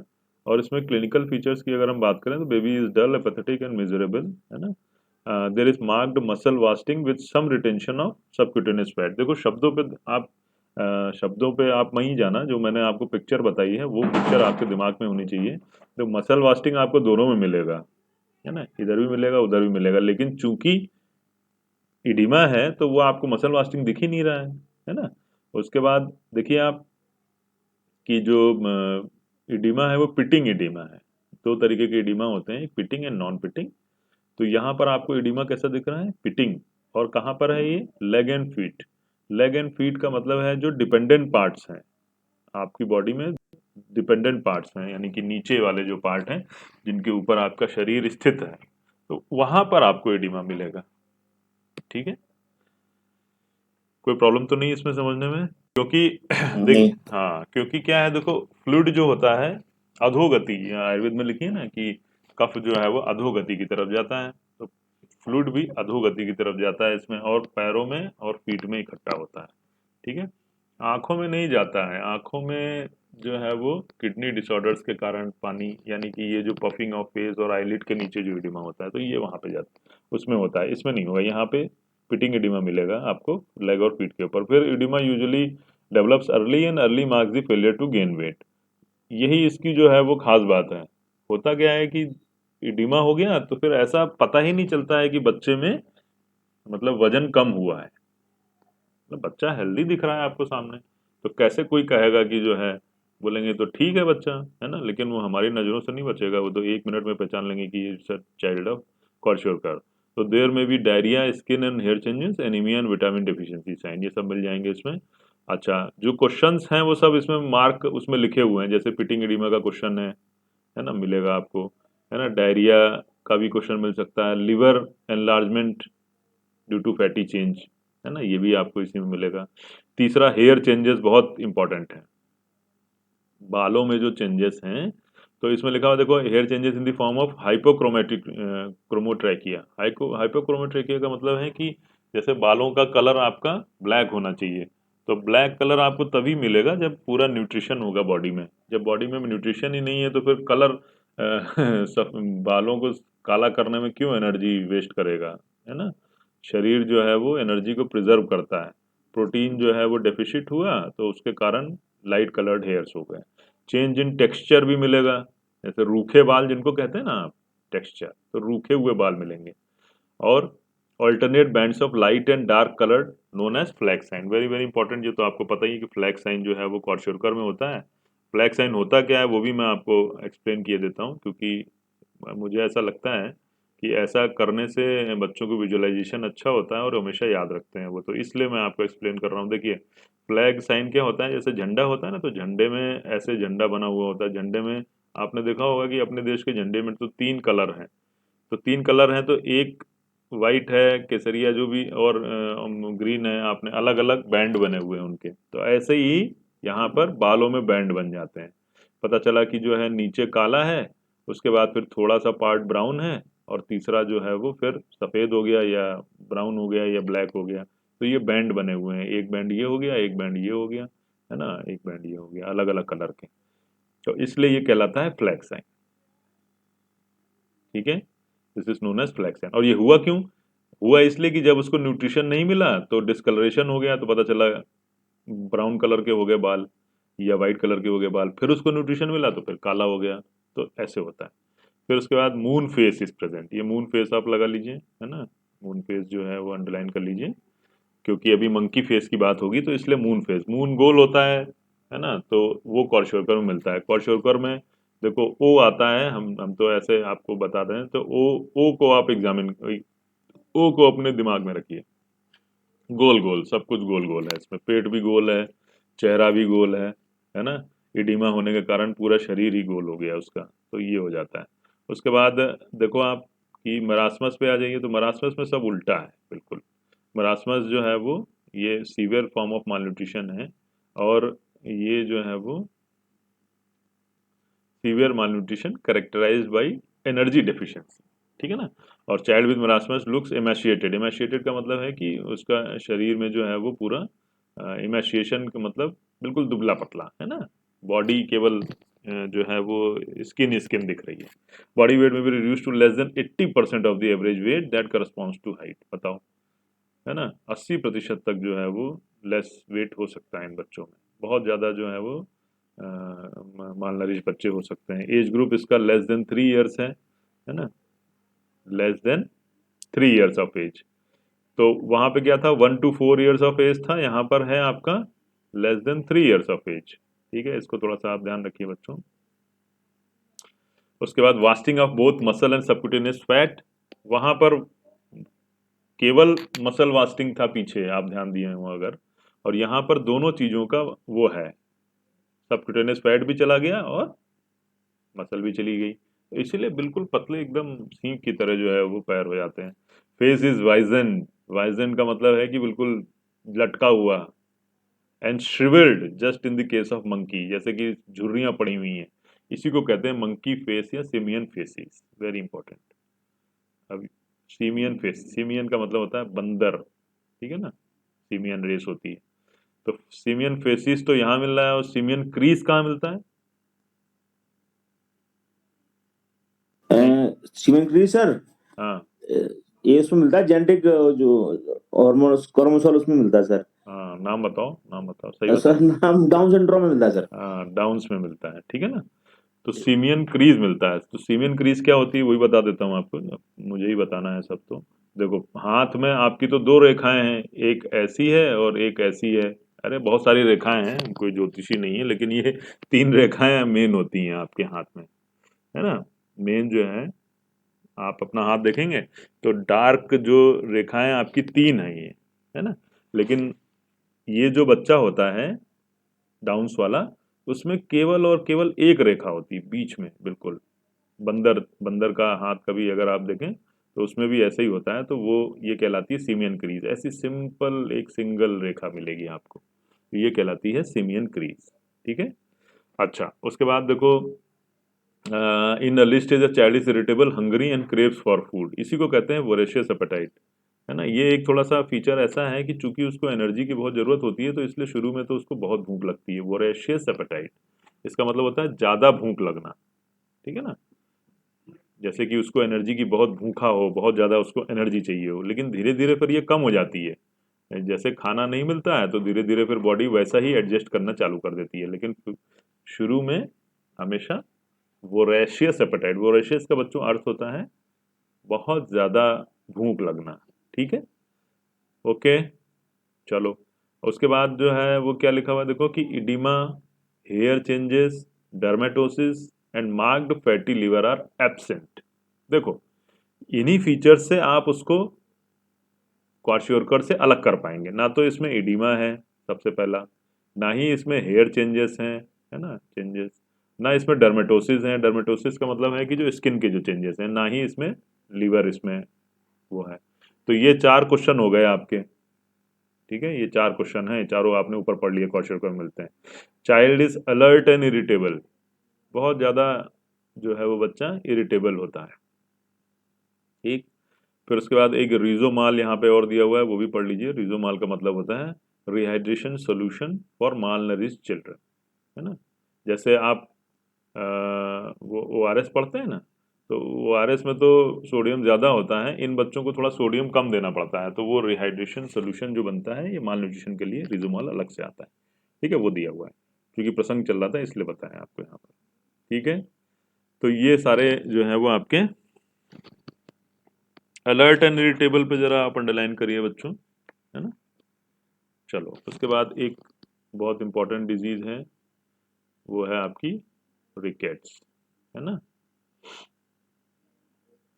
वेरी वेरी इंपॉर्टेंट डिजीज है। रिकेट्स से बहुत सारे क्वेश्चंस आते हैं, तो इसलिए रिकेट्स जो है वो पढ़ना जरूरी है। तो मोटी मोटी चीज़ें बताऊंगा आपको फटाफट, जिससे कि आपको वो मिल जाए आइडिया एक। तो vitamin D deficiency produces rickets, और एक अगर एक लाइन में इसकी पैथोफिजियोलॉजी की हम बात करें तो ultraviolet rays of the sunlight are responsible for conversion of, ये केमिकल का नाम याद करिए, 7 dehydrocholesterol that is normally present under the skin into vitamin D3 और कोलिकैल्सिफेरॉल। देखो, आपकी त्वचा में एक पदार्थ है जिसका नाम है 7 डिहाइड्रोकोलेस्ट्रॉल। अब इस 7 डिहाइड्रोकोलेस्ट्रॉल से ही हमारा विटामिन D3 बनता है। क्या बनता है? D3। तो D3 बनाने के लिए हमें दो चीज़ों की ज़रूरत है, एक तो डिहाइड्रो कोलेस्ट्रॉल की ज़रूरत है और एक सनलाइट की ज़रूरत है। तो अब ये संबंध आपको समझ में आ गया होगा कि सनलाइट का और विटामिन डी डेफिशिएंसी से उसका क्या संबंध है। ठीक है, यानी कि सनलाइट नहीं होगी तो ये 7 डिहाइड्रो कोलेस्ट्रॉल जो है वो बेसिकली वो 2 डाईहाइड्रोक्सी कोलेस्ट्रॉल होता है जो बनता है, मतलब एक हाइड्रोक्सी एनायन इसमें और जुड़ेगा। तो अभी तो मोनो है, फिर वो डाई हो जाता है, बस इतना सा चेंज होता है, लेकिन उसके लिए सनलाइट की आवश्यकता है। तो इसीलिए जो बच्चों जिन छोटे बच्चों को, आप लोगों को भी सनलाइट की आवश्यकता है, सभी को सनलाइट की आवश्यकता होती है। मतलब लोग बात सोचते हैं ना कि केवल पौधों को ही सनलाइट की आवश्यकता, पौधों को सनलाइट की आवश्यकता तो है ही है, साथ में आपको और हमको भी सनलाइट की आवश्यकता है। ठीक है, उसके बाद देखिए एज ग्रुप इसमें लिखा हुआ है कि it is common in 6 months to 5 years of age, है ना। एक थोड़ा सा इसको आप अंडरलाइन कर लीजिए, 6 months to 5 years. It is uncommon in infants under 3 months of age. जो लोग 3 महीने से पहले इसकी डायग्नोसिस बनाते हैं वो लोग जो है वो पीडियाट्रिशियन नहीं होते हैं, वो क्वैक्स होते हैं, है ना। क्यों? क्योंकि भाई ऐसा है कि कैल्शियम की सॉरी विटामिन डी की जो कमी है वो ऑब्वियस आपको कब दिखेगी, जब हमारी हड्डियों पे जोर पड़ेगा, है ना। हड्डियों पे जोर आपका पड़ने वाला है 7-8 महीने के बाद, जब बच्चा बैठना चालू करता है या खड़ा होना चालू करता है। खड़ा होना 1 साल पे चालू करता है, तो 1 साल से पहले तो वैसे भी रिकेट्स की डायग्नोसिस नहीं करनी चाहिए। लेकिन क्या होते हैं कि कुछ साइंस ऐसे होते हैं, जैसे कि ये जो रिस्ट में जो गैप है, या जो हमारा जो ये एंटीरियर फोंटेनेल है ना, इनमें थोड़ा गैप होना, है ना, और भी 2-3 फीचर्स होते हैं, तो इस कारण से हम 6 महीना ले लेते हैं, लेकिन 3 मंथ से नीचे आप इसकी डायग्नोसिस ना बनाएं। उसके बाद देखिए अर्लीस्ट मैनिफेस्टेशन आर, बिल्कुल शुरू में आपको कैसे अंदाज़ा लगेगा कि ये बच्चा जो है वो विटामिन डी डेफिशिएंसी का हो सकता है। तो उसमें आप इरिटेबिलिटी, रेस्टलेसनेस और स्वेटिंग ओवर द हेड, जैसे ही बच्चा दूध पीता है तो बालों माथे पे बहुत सारा पसीना आ जाता है, मदर बताएगी कि डॉक्टर साहब बहुत पसीना आता है इसको, दूध पीता है तो ये जो है वो आपका क्या है, एक साइन है कि ये विटामिन डी डेफिशिएंसी हो सकती है। उसके बाद अब आप देखिए कि इसमें कहाँ कहाँ पे कौन कौन से फीचर्स होते हैं, उनको जल्दी से आप मतलब अंडरलाइन करते जाइए जो मैं बता रहा हूँ। जैसे हेड में आप माइक्रोसेफेली यानी छोटा सर, और फ्लैटनिंग ऑफ वर्टेक्स, है ना, फ्लैटनिंग ऑफ वर्टेक्स यानी कि बॉसिंग, फ्रंटल बॉसिंग भी इसको बोलते हैं। ठीक है, ये जो आपके जो ये हैं फ्रंटल बोन्स हैं, इनमें ऐसे जो है वो फ्लैट हो जाना, तो ऐसा लगेगा कि जैसे बॉक्स बन गया, बॉक्स हेड भी बोलते हैं इसको। ठीक, उसके बाद increased size and delayed closure of fontanelle, very very important. जो एंटीरियर फोंटेनेल है 18 महीने में बंद हो जाना चाहिए, लेकिन इस तरीके के बच्चों में, है ना, और 18 महीने तो बहुत दूर की बात है, आपके पास तो बच्चा पहले ही आ गया है ना। आपके पास बच्चा पहले जब आया है, जैसे मान लीजिए 6 महीने का बच्चा है, तो उसमें तो एंटीरियर फोंटेनल बंद नहीं होगा, लेकिन आपको उसका जब आप उसको टच करेंगे तो आपको पता लग जाएगा कि ये हील हो रहा है या नहीं हो रहा है। मतलब उसमें टाइटनेस आई है कि नहीं आई। अगर वो बहुत सॉफ्ट है तो फिर आप कहिए कि जो है वो धूप दिखाएं। कोई भी पेशेंट आए आप उसको हमेशा एडवाइस करिए। उसके बाद क्रेनियो टैप्स आपको बताया कि जो है वो हेड जो है सॉफ्ट हो जाना, हेड स्कल बोन्स में जगह होती है तो वो सॉफ्ट ही रहे। फिर बॉसिंग ऑफ फोरहेड, ये अभी आपको मैंने बताया ही। उसके बाद टीथ में डिलेड डेंटिशन रिकेट्स का एक साइन है कि जिन बच्चों के दांत जो है वो देरी से आते हैं। और डिलेड डेंटिशन के तीन कॉजेस हैं देखो मोटे मोटे, कि एक तो फैमिलियल टेंडेंसी होगी, उनकी फैमिली में ही देर से आते हों। दूसरा जो है वो ये है रिकेट्स, यानी कि विटामिन डी डेफिशिएंसी है। तीसरा आपका हाइपोथायराइडिज्म भी एक कॉज है, ठीक है। और चौथा आपका इडियोपैथिक है। इडियोपैथिक मतलब बिना किसी कारण के ही डिलेड डेंटिशन हो। अभी मेरे पास अभी परसों ही, अभी 5-6 दिन पहले एक केस आया, आपको जान के आश्चर्य होगा। उन्होंने मुझसे जो है वो ये कहा कि सर मेरी बिटिया जो है वो 14 नहीं 13 महीने की हो गई है और अभी तक उसको कोई भी दांत नहीं आया। तो मैंने उनसे हिस्ट्री ली तो कोई ऑब्वियस रीज़न दिखा नहीं, ना तो हाइपोथायराइडिज्म था, ना ही जो है वो बिटिया को लेके नहीं आई थी, तो इसलिए उसका। लेकिन वो ये कह रही थी कि उसकी जो जहाँ से दांत निकलते हैं वो बहुत मसूड़े, बहुत हार्ड है। तो मैंने उनको दंतोद्भेद गदांतक रस लिख दिया और कुछ ज़्यादा कर नहीं सकते थे, बाकी वो मधु वगैरह का वो करके उनको एश्योरेंस ज़रूर मैंने कराया कि आप 1 महीना वेट कीजिए और उसके बाद अगर नहीं आते हैं दांत तो फिर उसके बाद हम इसका एक्सरे कराएंगे। होता क्या है कि जो टूथ बड होती हैं, है ना, तो टूथ बड जैसे नीचे जो है वो टूथ बड है, उसके ऊपर आपकी स्किन है, मसूड़ा है जो जिसको आप बोल रहे हो, है ना, रेडिश कलर का। तो क्या होता है कि ये जो स्किन होती है कई बार इतनी टाइट हो जाती है कि नीचे से जैसे पौधा होता है ना कि ऊपर उगना चाह रहा है लेकिन वो उग नहीं पा रहा है। क्यों? क्योंकि ये स्किन बहुत टाइट है। तो ये क्या करते हैं हम लोग ऐसे केस में कि एक्सरे में ये देख लेते हैं कि नीचे ये टूथ है कि नहीं है, और ऊपर से थोड़ा सा हल्का सा एक कट लगा देते हैं यहाँ पे, थोड़ा बहुत छोटा सा निक लगा देते हैं। बहुत ही कम केसेस में ऐसी ज़रूरत पड़ती है।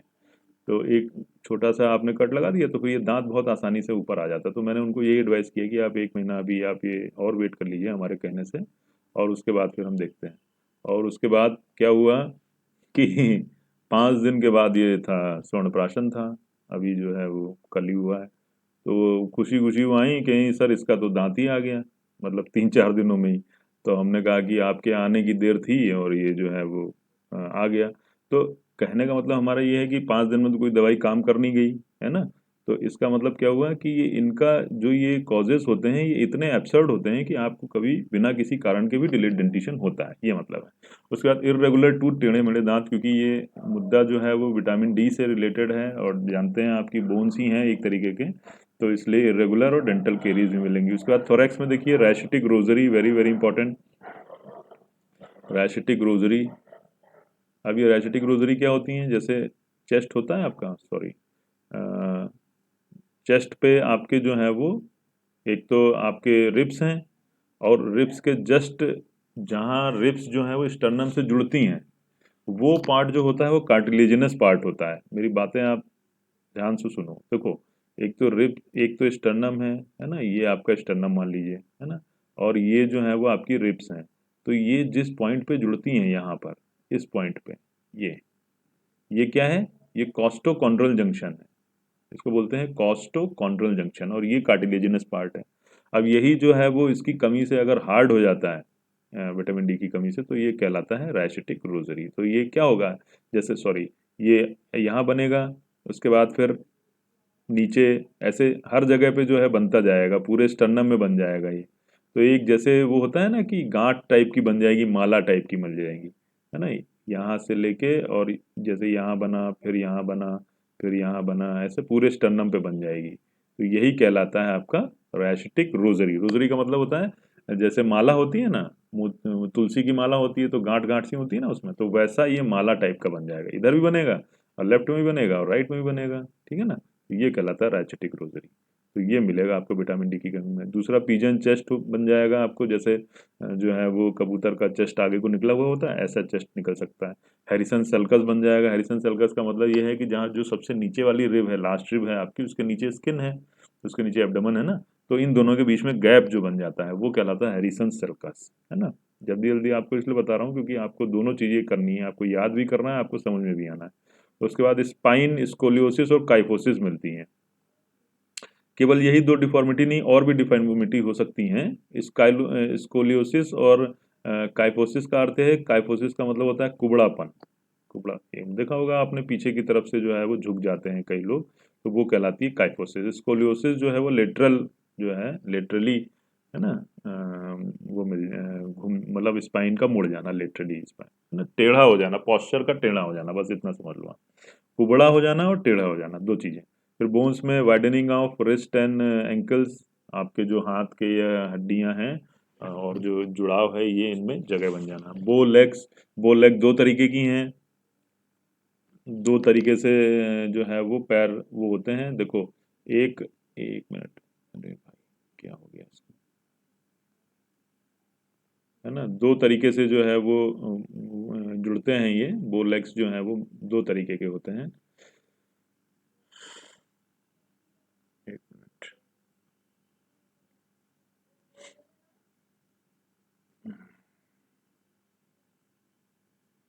हम्म,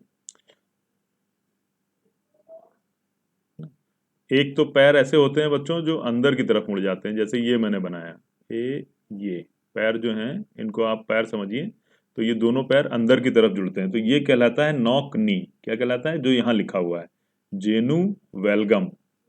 गम माने होता है जुड़ना, ठीक है ना, तो आपस में जब जुड़ जाते हैं तो ये कहलाता है जेनु वेलगम। और एक डिफॉर्मिटी इसके जस्ट उल्टा होती है, उसमें क्या होता है कि पैर जो है वो ऐसे हो जाते हैं, ऐसे, ये दूर हो जाते हैं, गैप हो जाता है इसमें। ये समझ में आया बच्चों, ये बनाया मैंने, दिख रहा है? जी सर। तो ये जो दूर वाले हैं ये कहलाता है वेरम, जेनु वेरम। जेनु वेरम इसमें नहीं लिखा है, लिख लो आप। तो नॉक नी जेनु वेलगम होता है, और दूर हो जाना जेनु वेरम होता है, ठीक है।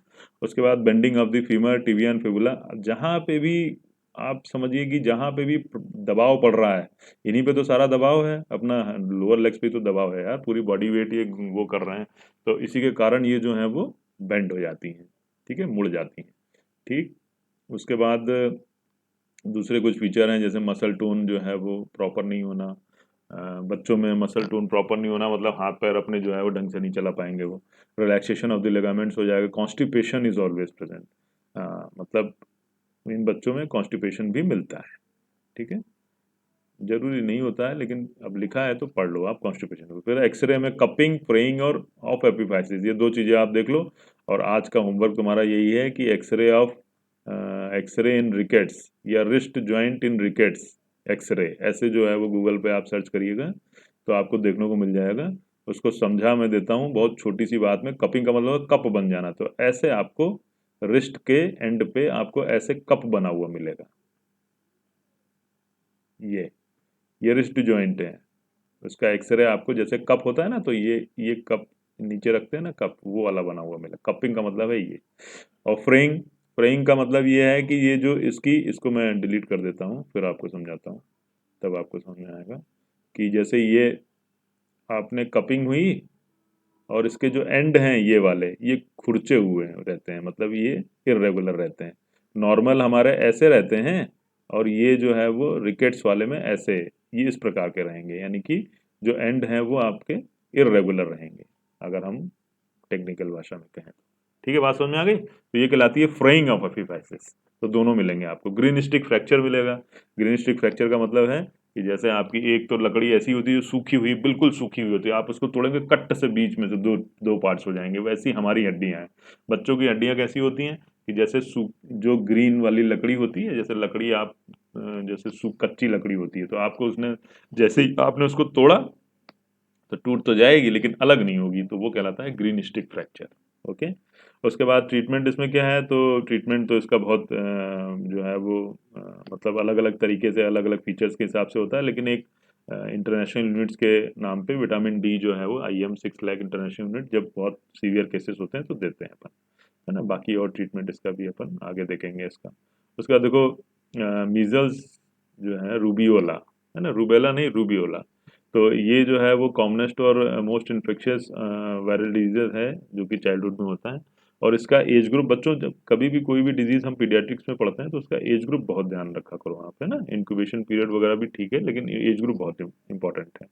तो एज ग्रुप इसका 1 से लेकर के 5 वर्ष तक के बच्चों में ये ज़्यादातर पाया जाता है। इंक्यूबेशन पीरियड इसका 8 से 10 दिन है, याद करना है। इंक्यूबेशन पीरियड एक जगह पे है, फिर भी आप यहाँ पे अंडरलाइन कर लो, है ना। अभी इंक्यूबेशन पीरियड वाला एक पेज है आगे, लेकिन फिर भी आप अंडरलाइन कीजिए।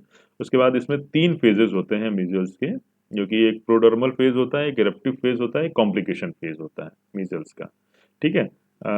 डीप में नहीं जाना है आपको, लेकिन फिर भी मीजल्स चूंकि रैशेस फीवर है, आपको पता है ना कि कुछ फीवर ऐसे होते हैं जो रैशेस के साथ में होते हैं, जैसे चिकन पॉक्स होता है, तो मीजल्स भी उसी की कैटेगरी का है। तो इसलिए आपको ये पता होना चाहिए कि रैशेस कब डेवलप होंगे मीजल्स में। तो देखिए, सबसे पहले तो 3 to 5 जैसे पूर्व रूप होते हैं ना, तो उस तरीके का होता है। जैसे अपर रेस्पिरेटरी जो है कटार हो गया, यानी कि थोड़ा थोड़ा जुकाम हो गया, फीवर हो गया, थोड़ा उसको मैलेज लगेगा, कंजक्टिवाइटिस होगा, फोटोफोबिया होगा। ये जैसे जुकाम सर्दी होता है वैसा जो है उसको लगेगा, आंखें आ गई हैं, फोटोफोबिया हो गया। 3 से 5 दिन के बाद जो है वो आपका ओरिजिनल डिजीज इसमें चालू होता है। तो उसके लिए लिखा हुआ है कि देखो, रैश मिलेगा आपको, और रैश भी कैसा, पिंक, इरेगुलर, मैकुलर एरिथेमा, है ना। पिंक होगा, इरेगुलर होगा, और मैकुलो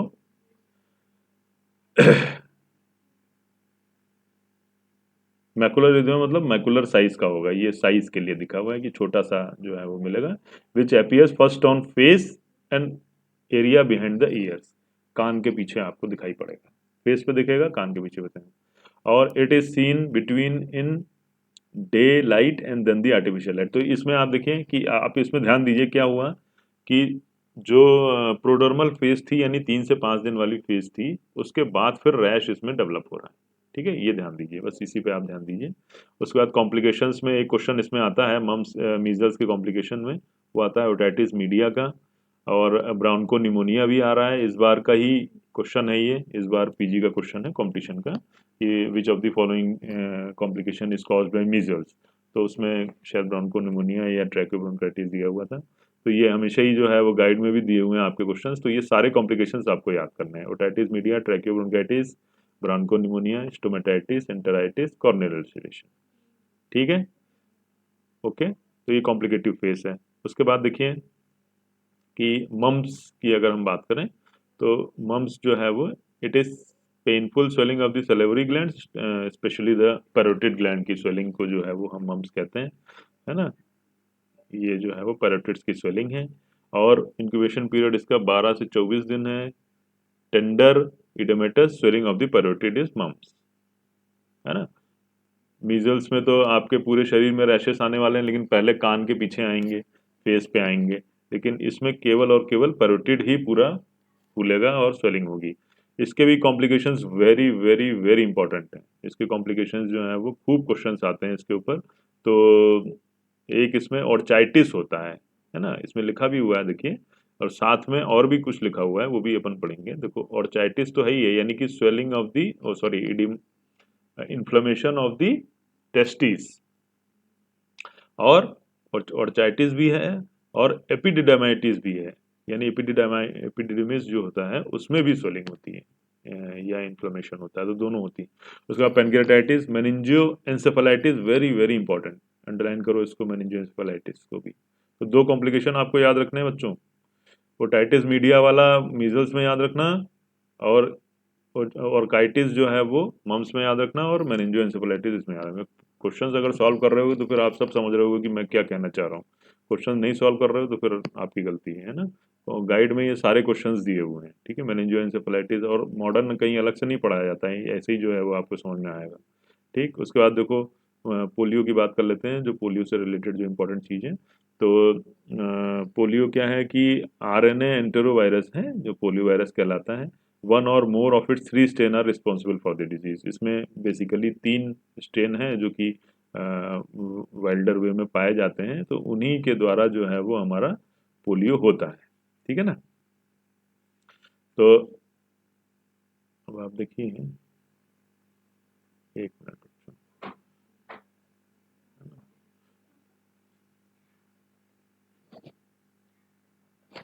हाँ, अभी टाइम है बेटा, है ना। तो ये जो है वो transmission is mainly by oropharyngeal route, है ना, ज़्यादातर इसका ट्रांसमिशन ओरोफेरेंजियल रूट से होता है। एज ग्रुप जो है वो इसका पैरालिटिक केसेस जो कि 3 साल से कम वाले बच्चे हैं, पीक इंसिडेंस एट 2 ईयर्स। अब आजकल नहीं हो रहा है, ये पोलियो खत्म हो गया है अपने इंडिया से, लेकिन फिर भी आप जो है उसको याद रखिए। फिर it is uncommon after the age of 3 year, 3 साल से ऊपर पोलियो होने के चांसेस थोड़े कम होते हैं, ठीक है। Incubation period is 7 to 14 years, important है इसको आप 14 डे ईयर्स नहीं हुआ, डेज हो गए इसको, ये गलत हो गया है ना, 14 डेज होगा बच्चों, इसको सही करो, है ना, इसको सही करो बच्चों, 7 to 14 डेज। उसके बाद देखो सही कर लिया सब लोगों ने, ईयर्स वीयर्स नहीं होता है, हाँ ईयर्स में इंक्यूबेशन पीरियड। कोई ऐसी डिजीज जी सर। हाँ कोई ऐसी डिजीज बताओ जिसमें ईयर्स में होता है incubation period, any one disease. Sir ये वो है Japanese encephalitis, sorry elephantitis sir. Elephantiasis होता है। हाँ और बताओ, और भी बताओ यार रेबीज भी होता है, रेबीज भी जो है वो हाँ ईयर्स में होता है इंक्यूबेशन पीरियड, है ना। चलो, और उसके बाद देखो आप कॉम्प्लिकेशंस में इसमें दिया हुआ है पल्मोनरी सर रेबिस, हाँ सर रेबिस का तो 90 30 डेज, हाँ 30 दिन का होता है। नहीं किताबों रेबिस का में 30 दिन का। सुनो तो सही यार जी सर। 90 डेज लिखा हुआ है बुक्स में, 30 to 90 डेज ऐसे लिखा हुआ है, लेकिन क्या है कि रेबीज के कुछ केसेस जो हैं वो ईयर्स तक में पाए गए हैं, तो इसीलिए सेवरल ईयर्स भी लिखा हुआ है, ठीक है ना। आप देखो, आप किताब देखो आप, तो आपको दिखेगा वहाँ पे, मतलब कि ऐसे भी केसेस हैं जिनको 5 साल पहले भी जो है वो होने के काटा था, डॉग बाइट हुआ था, उसके बाद फिर 5 साल के बाद भी वो रिकरेंट हुए। तो आज का डाटा यही कहता है कि आप रेबीज को जो है कभी भी अंडर एस्टिमेट ना करें, है ना। ऐसा नहीं है कि 90 दिन में नहीं हुआ या 30 दिन में नहीं हुआ तो फिर नहीं होगा, ठीक, हो सकता है, ठीक। तो हिडन है मतलब ये। उसके बाद देखो कॉम्प्लिकेशन, देखो respiratory distress, pneumonia, very important, pneumonia is important, है ना। फिर उसके बाद paralysis of the bladder, calculi और इन्फेक्शन, मतलब कि किडनी स्टोन भी जो है वो डेवलप हो सकते हैं इसके कारण। उसके बाद तीसरी डिजीज़ है आपकी वूपिंग कफ, जो कि कॉजेटिव ऑर्गेनिज्म जो है वो इसका rod shaped gram negative bacillus है, जो इसका नाम है बॉर्डेला पर्ट्यूसिस। इसको अंडरलाइन कर लो कि पर्ट्यूसिस किसके कारण होता है। ट्रांसमिशन ड्रॉपलेट इन्फेक्शन से होता है, एक बच्चे से दूसरे बच्चे में, और कभी कभी कंटामिनेटेड ऑब्जेक्ट से भी हो जाता है। इंक्यूबेशन पीरियड 7 से 14 दिन, ठीक है। कॉम्प्लिकेशन इसमें भी देखो ओटाइटिस मीडिया, निमोनिया, है ना, और एम्फाइसीमा का एक क्वेश्चन जो है वो मैंने देखा है कि उसमें एम्फाइसीमा जो है वो आंसर दिया हुआ था और ब्रोंकिएक्टेसिस भी दिया हुआ था, ठीक है। तो ये दोनों ये रेस्पिरेटरी कॉम्प्लिकेशंस हैं बेसिकली, मतलब रेस्पिरेटरी सिस्टम से रिलेटेड डिजीज हैं, ठीक है। उसके बाद डिप्थीरिया पे आ जाओ आप, तो डिप्थीरिया जो है वो कॉर्नियोबैक्टीरियम डिप्थीरिया से ये होता है, ये इसको अंडरलाइन कर लीजिए आप, है ना। Corynebacterium diphtheria gram negative, gram positive, sorry हाँ ग्राम पॉजिटिव बैक्टीरिया होता है ये, प्लियोमॉर्फिक, मतलब रॉड शेप्ड है, बदलता रहता है, और ये इसका एक मीडियम होता है जिसके ऊपर ये ग्रो करता है, उसका नाम है लेफर्स मीडियम, उसको भी लगा लीजिए। और it is an acute bacterial disease corrected bye formation of membrane primary in the upper respiratory tract. ये एक ऐसी बीमारी है जिसमें कि थोड़ा सा जैसे ये होता है ना कि एक लेयर टाइप की ये बना देता है, तो अपनी जो अपर रेस्पिरेटरी ट्रैक्ट होता है वहाँ पर डिप्थीरिया की मेम्ब्रेन आपको देखने को मिलती है। तो ये जो है आप अंडरलाइन कर लीजिए। फिर उसके बाद है कि it is rare under the 6 months of age, and pre scholars are very prone to it. जो बच्चे स्कूल जाते हैं जाने से पहले, जस्ट यानी कि 3 साल 2 साल 3 साल के जो बच्चे हैं स्कूल जाने से जस्ट पहले वाले जो बच्चे हैं वो इसमें ज़्यादा अफेक्टेड दिखे गए हैं, ठीक है। और फैलता वही ड्रॉपलेट से है ना, इंडिविजुअल से। फिर maximum incidence is reported in the winter month, इसको अंडरलाइन करिए। कई बार क्या होता है बच्चों की एक क्वेश्चन जो है वो 2-3 चीज़ें उसमें दी रहती हैं कि आइडेंटिफाई द डिजीज़, है ना, तो उसमें दिया रहता है कि ये सर्दी के दिनों में फैलता है, इसमें मेम्ब्रेन बनती है और ड्रॉपलेट इन्फेक्शन से फैलता है, कौन सी बीमारी हो सकती है। तो इसलिए ये पॉइंट्स भी आपको सबको थोड़े थोड़े आपके दिमाग में होने चाहिए, मतलब ऑब्जेक्टिव टाइप भी जो है वो कई बार डिस्क्रिप्टिव हो जाता है, तो वो है बात ये। फिर उसके बाद incubation period is approximately 3 days, 3 to 5 days होता है। और कॉम्प्लिकेशंस में ब्रोंको निमोनिया है, नेफ्राइटिस है, मायोकार्डाइटिस है, पैरालिसिस है। इसमें से फिर वही ब्रोंकोनिमोनिया जो है वो इम्पोर्टेंट है ज़्यादा, और बाकी नेफ्राइटिस वगैरह भी है इसमें, ठीक है। उसके बाद मेनिंजाइटिस पे आ जाइए, तो मेनिंजाइटिस का मतलब होता है इन्फ्लेमेशन ऑफ द मेनिंजस, है ना। और ब्रेन और स्पाइनल कॉर्ड के ऊपर जो आपकी मेनिंजस है, मेनिंजियल लेयर है, उसमें इन्फ्लेमेशन है। तो it is one of the most dreadful emergencies in paediatric practice, है ना। इम्पॉर्टेंट है ये बहुत, एक तरीके की इमरजेंसी है ये, कंडीशन है ये। इसके दो प्रकार जो है वो बहुत क्लिनिकल प्रैक्टिस में देखे जाते हैं, मतलब टू टाइप्स के जो हैं वो, एक तो पायोजेनिक होता है, एक नॉन पायोजेनिक होता है, या एसेप्टिक जिसको आप बोलते हैं। तो पायोजेनिक का अर्थ है जहाँ पे कि पस फॉर्मेशन होता है, जिसमें कि आपको पता है आपको कि उसमें फीवर भी मिलेगा, इन्फ्लेमेशन भी मिलेगा। तो इसके कॉजेज जो हैं वो आप देखिए कौन कौन से हैं। बैक्टीरिया वाले जितने हैं, चाहे वो एच इन्फ्लुएंजा हो, चाहे निमोकोकल हो, मेनिंजोकोकल हो, स्टेफाइलोकोकल हो, ये सारे जो हैं वो पायोजेनिक हैं। अब बचा क्या, मतलब इनके अलावा जो है वो बचा है आपका एसेप्टिक वाले, यानी कि जहाँ पर आपको ये देखने को नहीं मिलेगा, पस फॉर्मेशन नहीं मिलेगा आपको देखने को। तो पायोजेनिक कह लो या बैक्टीरियल कह लो, हालांकि ट्यूबरकुलर भी जो है वो उसी में बैक्टीरियल ही है, लेकिन ट्यूबरकुलर जो है वो एसेप्टिक मेनिंजाइटिस कॉज करता है। एसेप्टिक का अर्थ यहाँ पर यह है कि अगर आप फ्लूइड जो आप क्या होता है उसको, स्पाइनल फ्लूइड जो है वो, उसको अगर आप एनालिसिस करवाएंगे, तो cerebro spinal fluid CSF analysis करवाएंगे, तो उसमें जो है वो सेप्टिसीमिया नहीं दिखेगा। ये सेप्टिस और एसेप्सिस का ये अर्थ है। तो इसमें जो इम्पोर्टेंट चीज़ है वो है वायरल, फंगल और प्रोटोजोअल अगर हो रहा है तो उसके कारण आपका एसेप्टिक मेनिंजाइटिस होगा। ये क्वेश्चन भी मिलेगा आपको गाइड में। उसके बाद देखिए हाइड्रोसेफेलस। हाइड्रोसेफेलस बहुत महत्वपूर्ण बीमारी है, और हाइड्रोसेफेलस के ऊपर आपको क्वेश्चंस भी मिलेंगे। हाइड्रोसेफेलस का अर्थ ये होता है अपने आयुर्वेद में जिसको जल शीर्षक बोलते हैं, है ना। स्कल में जो है वो पानी इकट्ठा होना सामान्य भाषा में। तो hydrocephalus is enlargement of the head as a result of abnormally high accumulation of CSF in the intracranial spaces. CSF जो है वो इकट्ठा हो गया है इंट्राक्रैनियल स्पेसेस में। और इसमें दो टाइप्स हैं इसके, एक तो कंजेनाइटल हाइड्रोसेफेलस, दूसरा एक्वायर्ड हाइड्रोसेफेलस। इसमें बहुत ज़्यादा आपको अंदर जाने की ज़रूरत नहीं है ना, लेकिन फिर भी एक मोटी निगाह से देखेंगे आप तो Arnold Chiari syndrome, Dandy Walker syndrome और मैलफॉर्मेशन ऑफ आर्केनॉइड विलाई, ये इसमें कंजेनाइटल वाले में आते हैं। एक्वायर्ड मतलब ये बर्थ से बाय बर्थ प्रेजेंट होते हैं, कुल मिला के ये है। अब cause of congenital hydrocephalus are, तो इसमें ये दो तीन चीज़ें आप याद कर लीजिए। और एक्वायर्ड हाइड्रोसेफेलस में आपके इन्फ्लेमेटरी हो सकता है, ट्रोमेटिक, नियोप्लास्टिक, कुछ भी हो सकता है। इसमें हाइपरविटामिनोसिस ए, इसको आप अंडरलाइन कर लीजिए, ये जो बोर्ड से लिखा हुआ है इसको अंडरलाइन कर लीजिए। और एकोंड्रोप्लेजिया भी एक बीमारी है, हर्लर सिंड्रोम भी इसमें पाया जाता है। बहुत सारी बीमारियां हैं, लेकिन ये हाइपरविटामिनोसिस ए जो है वो आप इसमें नहीं। अब इसमें 3-4 साइन हैं जिनका क्वेश्चन जो है लगातार पूछा जा रहा है कॉम्पिटिटिव एग्जाम्स में, उन पे आप ध्यान दीजिए, है ना। ये तो ठीक है, आप याद कर पाएंगे तो अच्छी बात है, नहीं भी याद होगा तो कोई बहुत बड़ी बात नहीं है। तो इसमें कौन कौन सी चीज़ें हैं वो देखिए आपकी, एक तो लार्ज हेड, ये तो आपको पता ही है, सर जो है वो बच्चे का बड़ा हुआ होगा। वाइड एंड बल्जिंग फोंटेनेल, फोंटेनेल जो है वो चौड़े होंगे और ऊपर को उभरे हुए होंगे। सूचर्स खुले हुए होंगे। Prominent scalp vein. उसके बाद देखिए 3 साइन है इसमें दिए हुए हैं, वेरी वेरी इंपॉर्टेंट है। सनसेट साइन, है ना, मेसवान साइन और क्रैक पॉट साइन, है ना। तो सनसेट साइन का अर्थ है कि जैसे सूरज डूबता है तो ऐसी इसकी स्क्लेरा जो है वो दिखाई पड़ती है बच्चे की। जैसे ये हो गई आँख, ये देखिए आप, है ना। तो ये आपकी आई है। तो आपने आई में देखा होगा कि ये बीच का पार्ट काला है, कॉर्निया है, और इसके आसपास जो है वो स्क्लेरा है।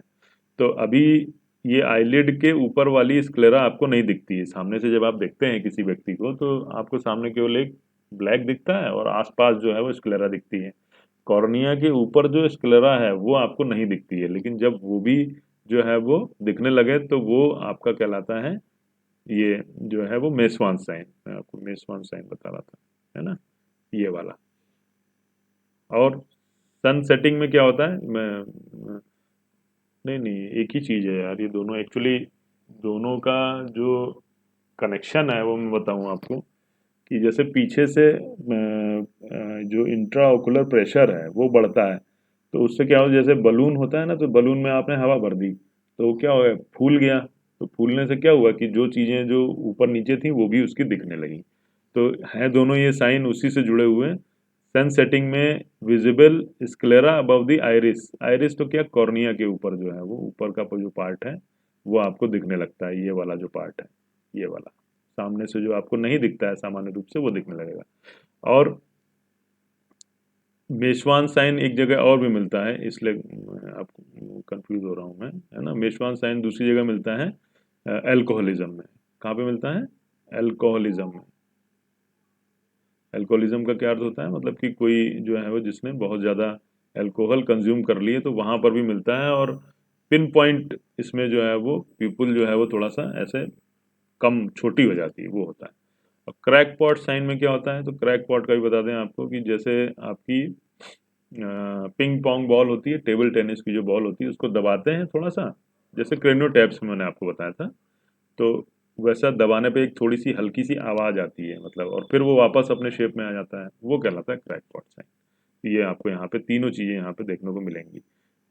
अर्थ समझ में आ गया हो तो बहुत अच्छी बात है, नहीं समझ में आया हो तो भी आपको ये रटना तो है ही है, सनसेट साइन, मेसवान साइन और क्रैक पॉट साइन। और सूचर्स जो हैं वो अलग अलग आपको दिखाई पड़ने वाले हैं, सब जो है वो सूचर्स वाइडली सेपरेटेड इसमें दिखाई पड़ेंगे। ठीक है, तो ये साइंस आपके हाइड्रोसेफेलस के हैं, वेरी वेरी इंपॉर्टेंट हैं। उसके बाद देखिए डायरिया के ऊपर आ जाते हैं, कौन सा पेज है ये, एक मिनट बच्चों।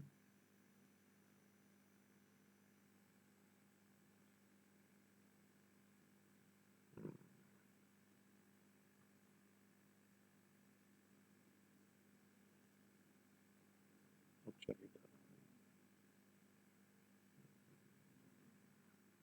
हम्म,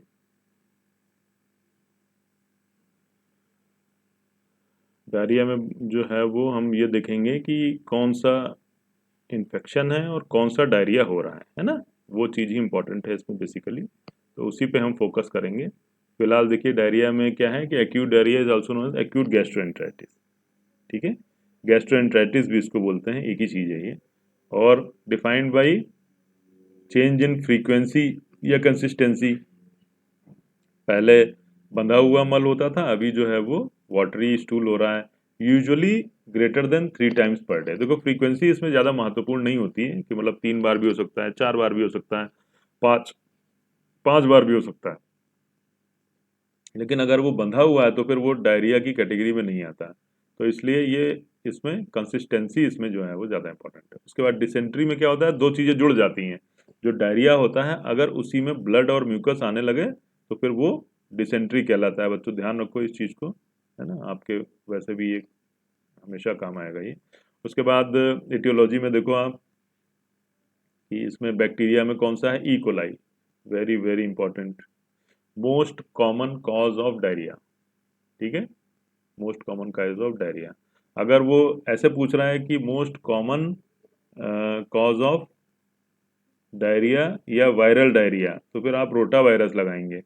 और अगर मोस्ट कॉमन कॉज पूछ रहा है तो फिर इकोलाई लगाएंगे। ठीक है, और बैक्टीरियल करके पूछ रहा है फिर तो कोई दिक्कत ही नहीं है। तो E coli, Shigella, Salmonella, Staphylococcus, cholera Vibrio, इसमें दो चीज़ें आप लगाइए, है ना, इकोलाई और शाइजेला। ठीक, ये दोनों जो है। और रोटा वायरस जो है वो वायरल कॉज है, देखो नीचे लिखा हुआ ना रोटा वायरस, तो दिस इज बेसिकली वायरल, है ना। वायरल, भाई वायरस भी डिजीज कॉज करते हैं, बैक्टीरिया भी कॉज करते हैं, तो यहाँ पर वायरस जो है वो आपका कौन सा है, रोटा वायरस रिस्पॉन्सिबल। आप देख रहे हैं कि वैक्सीन भी आ रही है इसकी।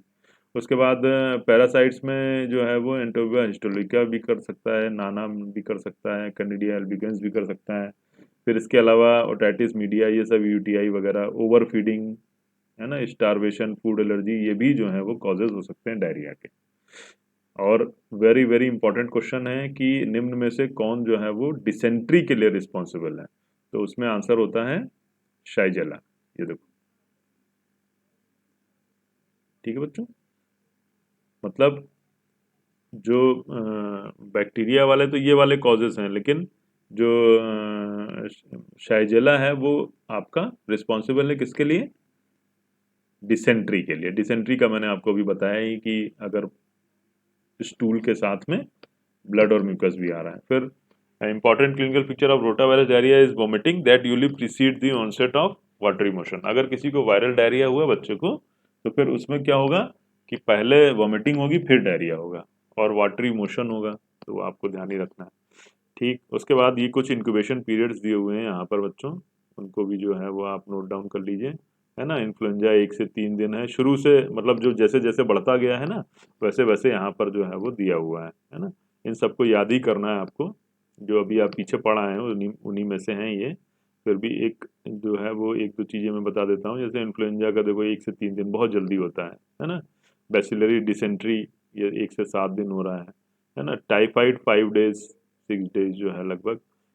टिटनेस 3 to 21 डेज, है ना। Polio 7 to 14 days. Rubella 2 to 3 days, है ना। Amoebiasis 3 to 4 weeks. हेपेटाइटिस, है ना, हेपेटाइटिस बी 50 to 160 डेज। और सिफिलिस जो है वो फाइलेरियासिस जो वो 8 महीने तक जा रहा है। ट्यूबरक्लोसिस महीनों से लगा के, हफ्तों से लगा के महीनों तक हो सकता है। कालाजार 1 से 3 महीना हो सकता है। तो ये तो आपको याद ही करना है, मतलब इसमें कोई वो नहीं छोड़ना है आपको कि ये कुछ आप इसमें से मिस कर रहे हैं ना। ठीक है बच्चों, तो ये आपको 100% याद ही करना है। उसके बाद कुछ स्पॉट्स दिए हुए हैं जो कि आप जो है वो याद करेंगे, जैसे वेरी इंपॉर्टेंट हैं ये, है ना। ये तो कहीं कहीं से भी जो है वो आ जाते हैं इनमें से, जैसे बाइटॉट्स स्पॉट विटामिन ए डेफिशिएंसी मिलता है, इस आइज में होते हैं बच्चों में। रोज स्पॉट सब एक्यूट बैक्टीरियल एंडोकार्डाइटिस, रोज स्पॉट मिलते हैं। रोथ ROTH है और रोज स्पॉट अलग है और रोथ स्पॉट अलग है, ध्यान रखो आप। ठीक है, तो रोज स्पॉट जो है आपका एंटरिक फीवर है। उसके बाद कॉप्लेक्स स्पॉट मीजल्स, है ना। ब्रशफील्ड स्पॉट मंगोलिज्म में पाए जाते हैं। Mongolian spot dark bluish spot होते हैं, जो पढ़ाया था आपको तो बताया था कि अपने आप जो है ये कुछ दिनों में गायब हो जाते हैं ये मंगोलियन स्पॉट। फिर डी मार्गन स्पॉट हैं सेनाइल हेमेंजियोमा में। और कैफिलॉट ये न्यूरोफाइब्रोमेटोसिस, ये तो शल्य का क्वेश्चन है लेकिन फिर भी जो है वो आप याद रखिए कि ये पाए जाते हैं। ठीक है, इनको याद करना है बच्चों सारे, सभी को जो है जी वो क्वेश्चन आते हैं इसमें से बच्चों हैं। उसके बाद अब आप आ जाइए नेक्स्ट, उसमें एक टेबल दी हुई है ना। जल्दी से आपको मैं बता देता हूँ कि कैसे कैसे जो है वो हमको कॉमन कॉमन चीज़ें जो हैं वो मिलती हैं। तो जैसे फॉर एग्जांपल कॉमनेस्ट कॉज या कॉजेटिव एजेंट दिए हुए हैं, जैसे टॉन्सिलाइटिस का अगर पूछा जाएगा तो आप स्ट्रेप्टोकोकाई जो है वो आंसर करेंगे। डायरिया का अभी मैंने आपको जस्ट अभी बताया था कि अगर वायरल डायरिया पूछ रहा है तो रोटा वायरस है, बैक्टीरियल पूछ रहा है तो ई कोलाई है।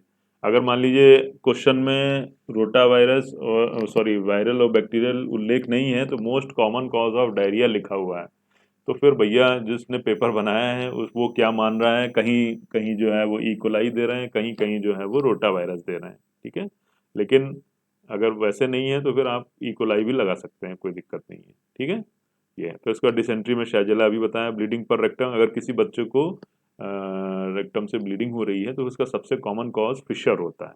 ठीक है, पाइल्स नहीं होता है, पाइल्स बच्चों में वैसे भी होता ही नहीं है, एक तरीके से बहुत ही रेयर कंडीशन में होता है कंजेनाइटली जो है वो। बाकी ब्लीडिंग अगर हो रही है तो फिर वो, और जलन भी हो रही है, दर्द भी हो रहा है, फिशर की डायग्नोसिस बनाई है, पाइल्स की डायग्नोसिस नहीं बनाई है। कहने लगते हैं, पेरेंट्स आएंगे तो आपसे यही कहेंगे कि इसको जो है वो बवासीर हो गया है, ऐसा बोलेंगे, लेकिन उनके पेरेंट्स की बातों पे नहीं ध्यान देना है, आपको खुद देखना है कि पाइल्स है या नहीं। पाइल्स तो होगा ही नहीं, फिशर ही होगा। ठीक है, दूसरा इन्फेंट्स में, इन्फेंट मतलब 1 साल तक के बच्चे में अगर ब्लीडिंग हो रही है तो ये फिशर होगा। अगर 1 साल से बड़े बच्चे में हो रही है तो ये पॉलिप होगा। देखो चिल्ड्रन में लिखा है पॉलिप और इन्फेंट्स में लिखा है फिशर। उसका एपिग्लोटाइटिस अगर हो रहा है तो इन्फ्लुएंजा से होता है। ASOM का भी यही कॉज है, बिलो 6 ईयर्स तक हीमोफिलस इन्फ्लुएंजा। लेकिन अगर ASOM बड़े बच्चों में हो रहा है तो इसमें न्यूमोकोकाई ऑर्गेनिज्म होता है। फिर हेमाटोमेसिस का मतलब होता है उल्टी होना, खून की उल्टी होना, तो ये एक्यूट ड्यूडेनल अल्सर के कारण हो सकता है बच्चों में। मोस्ट कॉमन कॉज है ये बच्चों। फिर उसके बाद हेमेप्टाइसिस यानी कि ब्लड खून में, सॉरी थूक में ब्लड आना, खून आना। तो इसके लिए क्या कॉमन कॉज है? हेमाटोमेसिस के लिए, हेमेप्टाइसिस के लिए निमोनिया। ठीक है। फिर कांस्टेंट क्राइंग, वेरी इंपॉर्टेंट। ये क्वेश्चन जो है वो बड़ा परेशान करता है कि बच्चा लगातार रोए जा रहा है, रोए जा रहा है, तो सबसे पहला कॉज उसका जो है वो हंगर है, पेट दर्द वगैरह नहीं है ना, भूख के कारण रोता है छोटा बच्चा। और दूसरा कॉज है आपका बेड वेटिंग, मतलब वेटिंग है, मतलब उसका नैपी जो है वो गीला है या उसने बिस्तर गीला कर लिया है। ठीक है। तो ये दो कॉजेस हो गए। उसके बाद लार्ज इंटेस्टाइनल ऑब्स्ट्रक्शन, इसके लिए हिर्शबर्ग डिजीज या कंजेनिटल ए ग्रैन्युलोसिस बोलते हैं। आपको ऑब्जेक्टिव टाइप क्वेश्चन सॉल्व करना है, इसलिए केवल आप शब्द पे ध्यान दीजिए। फिर commonest bone tumour, osteogenic sarcoma है। कॉमनेस्ट मैलिग्नेंसी ल्यूकीमिया, ये लगा लीजिए, इंपॉर्टेंट है, ALL बोलते हैं, एक्यूट लिम्फेटिक ल्यूकीमिया। फिर सॉलिड ट्यूमर अगर बच्चों में पूछा है सबसे कॉमन कौन सा है, तो ब्रेन ट्यूमर है। उसके बाद कॉमन इमरजेंसी, ये बहुत क्वेश्चन आता था पहले, बहुत आता था, अब पता नहीं थोड़ा कम हो गया है, ये रिसेक्सिटेशन। न्यूबॉर्न में आपको रिसेक्सिटेशन करना पड़ सकता है, ये सबसे कॉमन इमरजेंसी है। उसके बाद फिर most common paediatric complaint URTI, upper respiratory tract infection, सर्दी जुकाम होना, ये सबसे कॉमन जो है कंप्लेंट है। फिर निमोनिया वायरल वाला सबसे कॉमन है। इंटेस्टाइनल एट्रेशिया, इससे मतलब नहीं है, आप छोड़ दीजिए। एक ये most common complication of रैमस्टेड operation जो है वो, ये एक जो है ऑपरेशन होता है, इसका शायद उसके लिए कराया जाता है, रैमस्टेड ऑपरेशन, शायद हर्निया वगैरह के लिए। तो ये हाइपोथर्मिया, इसका कॉम्प्लिकेशन, सबसे कॉमन कॉम्प्लिकेशन क्या है? हाइपोथर्मिया। उसके बाद एटिपिकल निमोनिया का क्लैमाइडिया और माइकोप्लाज्मा जो है वो इसके कॉजेस हैं। और निमोसिस्टिस ज्यूरोविसाई, ये HIV के बच्चे में ये क्वेश्चन जो है बहुत घूमता है, इसको आप जुजुनाई कह सकते हैं या निमोसिस्टिस ज्यूरोविसाई, ये दोनों में से कोई भी, ये मतलब ये वो निमोनिया है, ये वो ऑर्गेनिज्म है जो कि HIV वाले बच्चों में निमोनिया कॉज करता है, ये मतलब है इसका। ठीक है। उसके बाद ये देखिए कॉमनेस्ट कंजेनाइटल एनोमली के बारे में बात करेंगे। तो कॉमनेस्ट कंजेनाइटल एनोमली में ट्रैकियोइसोफेजियल फिस्टुला जो है वो कौन सा कॉमन है? Upper end blind, lower end communicating with trachea. एक मिनट, वापस कैसे चला जाता है भाई?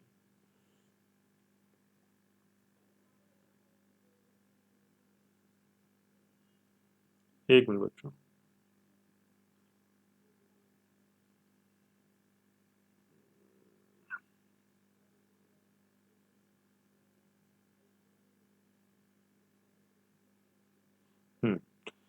उसका थैलीसीमिया, अगर कोई कॉमन पूछेगा आपसे तो बीटा थैलीसीमिया आंसर है इसका। ठीक है बच्चों, बीटा थैलीसीमिया, 2 अल्फा और बीटा होते हैं, तो बीटा थैलीसीमिया सबसे कॉमन है। फिर एनोरेक्टल एनोमली, एनल एजेनेसिस, यानी कि एनल रीजन बना नहीं है, एनल एजेनेसिस जो है वो सबसे कॉमन है।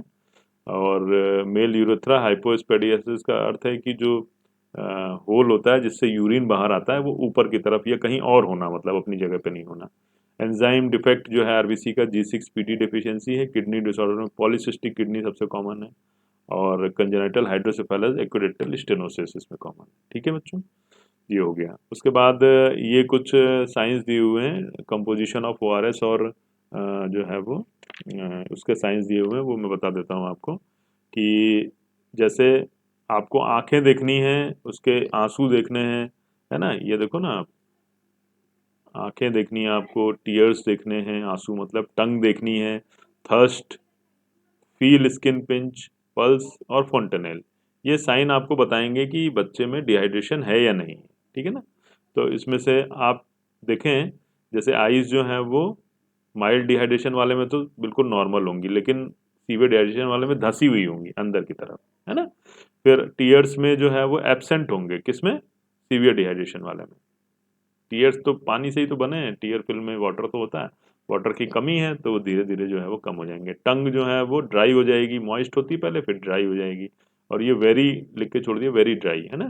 फिर थर्स्ट में इंपॉर्टेंट है, इसको आप समझो, इसको आप कि नॉर्मल बच्चा माइल्ड डिहाइड्रेशन वाला तो सामान्य पानी पिएगा, जितना पीता है उतना पिएगा। मॉडरेट वाला जैसे ज़्यादा पिएगा, बार बार मांगेगा आपसे पानी। लेकिन जो सीवियर डिहाइड्रेशन वाला है, ड्रिंक्स पुअरली, क्योंकि अब वो पानी को भी एक्सेप्ट नहीं कर पा रहा है, तो it's very very important.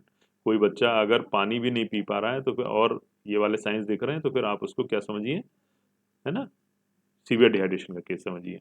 Feel skin भी बता देता हूँ। फील स्किन पिंच का मतलब ये होता है कि जैसे आपने उसके ऊपर, आपने उसकी स्किन जो है वो दबाई, मतलब अपने पिंच में ली और छोड़ी, तो आपकी स्किन जो है वो थोड़ी सी देर में वापस वहीं चली जाती है, लेकिन उसकी स्किन जो है वो धीरे धीरे जाएगी, तो वो आपको शो करेगा सीवियर डिहाइड्रेशन, है ना। गोज बैक क्विकली अगर नॉर्मल है, गोज बैक स्लोली अगर moderate dehydration, goes back very slowly. Fontanelle में संकन फॉन्टेनेल, ये कई बार आ चुका है, पीछे भी आ चुका है, यहाँ पे भी मिलेगा आपको। फॉन्टेनेल जो है धंसा हुआ रहेगा। पल्स जो है वो फास्ट हो जाएगी, वेरी फास्ट, वीक और एब्सेंट पल्स आपको देखने को मिलेगी सीवियर डिहाइड्रेशन में, ठीक है। तो ये फीचर्स आपको देखने को मिलेंगे। उसके बाद लास्ट चीज अब आप देख लीजिए, चीज और रहेगी ना, हाँ हाँ, ये जो है वो लास्ट पॉइंट है आपका, ओआरएस का कॉन्सेंट्रेशन आपको देखना है। तो ओआरएस का जो कंटेंट्स हैं, सॉल्ट हैं जो, वो आपको देखने हैं कि जैसे दो ओआरएस दिए हुए हैं बच्चों इसमें, है ना, दो तरीके से वो दिए हुआ है, दो ओआरएस नहीं दिए हुए हैं। एक तरफ ये लिखा हुआ है कंसंट्रेशन ऑफ इंग्रेडिएंट्स, है ना, इन रिड्यूस ओस्मोलारिटी ओआरएस। ओआरएस जो है वो एक तो वो वाला ओआरएस होता है जो आपका नॉर्मल होता है, और एक वो वाला ओआरएस होता है जिसमें कि जो है वो रिड्यूस्ड ओस्मोलैरिटी होती है। रिड्यूस्ड ओस्मोलैरिटी का मतलब है रीजोमाल, जो अभी आपको पढ़ाया था ना, जिसमें कि जो माल न्यूट्रिशन वाले बच्चों को दिया जा रहा था, तो पहले रिड्यूस्ड वाले लिखे हुए हैं। तो एक तरफ तो आप ये देखिए कि इसमें कौन कौन सी चीजें होती हैं, सबसे पहले तो आप ये देखिए, है ना। तो देखिए तीन चीजों पर ध्यान देना है, सोडियम क्लोराइड यानी नमक कितना है उसमें, क्लोराइड आयन कितना है उसमें, ग्लूकोज कितना मिलाया है, पोटेशियम क्लोराइड कितना है, और ट्राइसोडियम साइट्रेट उसमें कितना है। ये चार तो चीजें ही हो गई, पांच चीजें।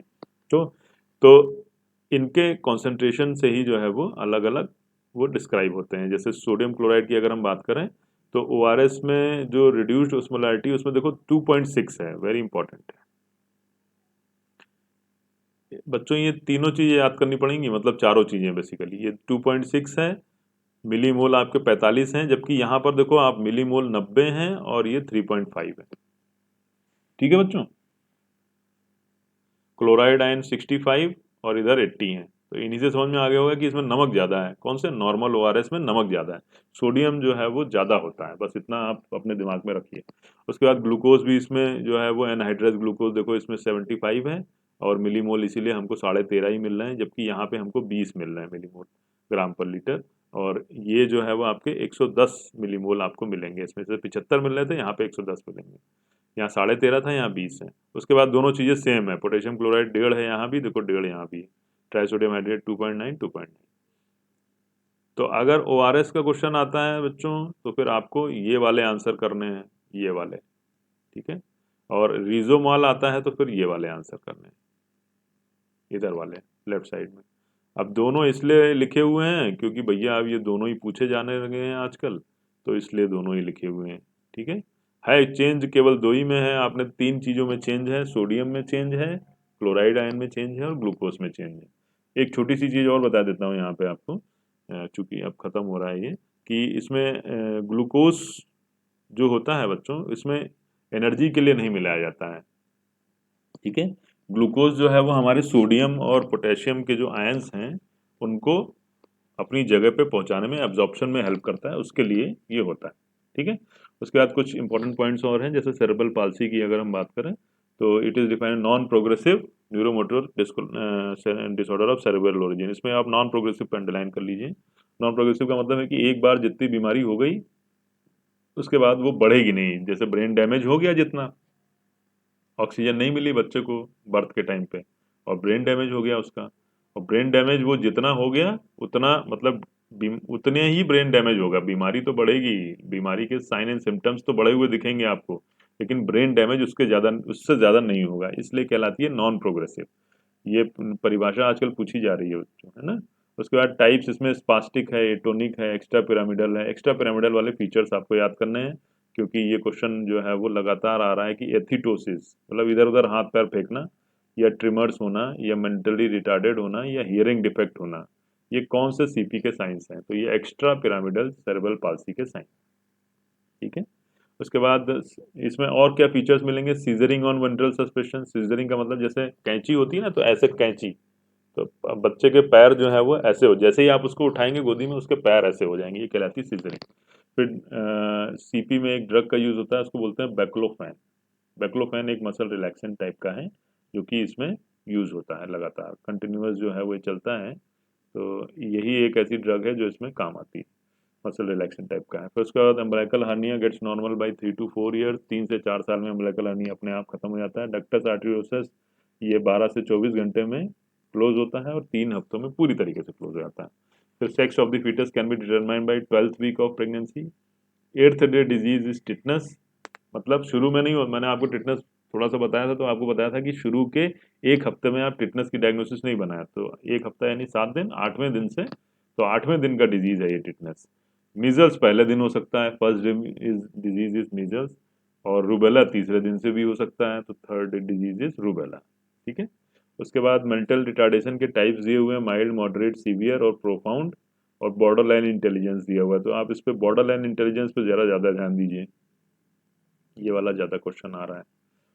और यहाँ पर जो है वो पूछा जा रहा है कि 51 से 70 तक का किसी का आईक्यू लेवल है, तो ये क्या, कौन सा माल न्यूट्रिशन, वो सॉरी मेंटल रिटार्डेशन, तो mild mental retardation.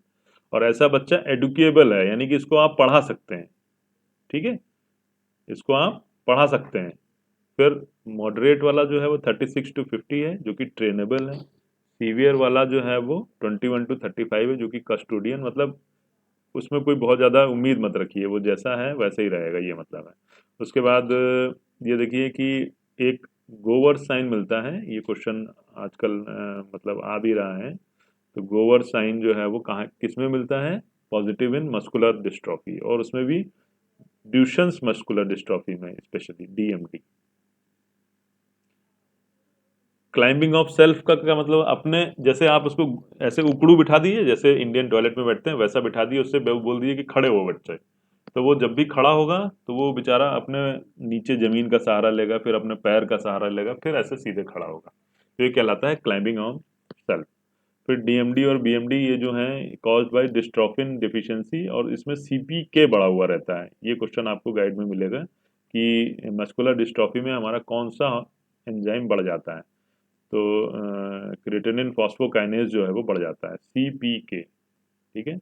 Most common CSD का मतलब है congenital heart disease is VSD, ventral septal defect. ठीक है, वेंट्रल सेप्टल डिफेक्ट। उसके बाद डाउन्स बेबी में ब्रश फील्ड स्पॉट मिलते हैं, मंगोलॉइड फेसेस मिलते हैं, फ्लैट निजल ब्रिज मिलता है, सिंगल पाल्मर क्रीज मिलता है, सैंडल गैप मिलता है, और आईक्यू जो है वो 20 से लेकर 75 तक हो सकता है। सारे याद करने हैं। ठीक है, डाउन्स बेबी में अभी पूछा था आपसे सिंगल पाल्मर कीज किसमें मिलता है।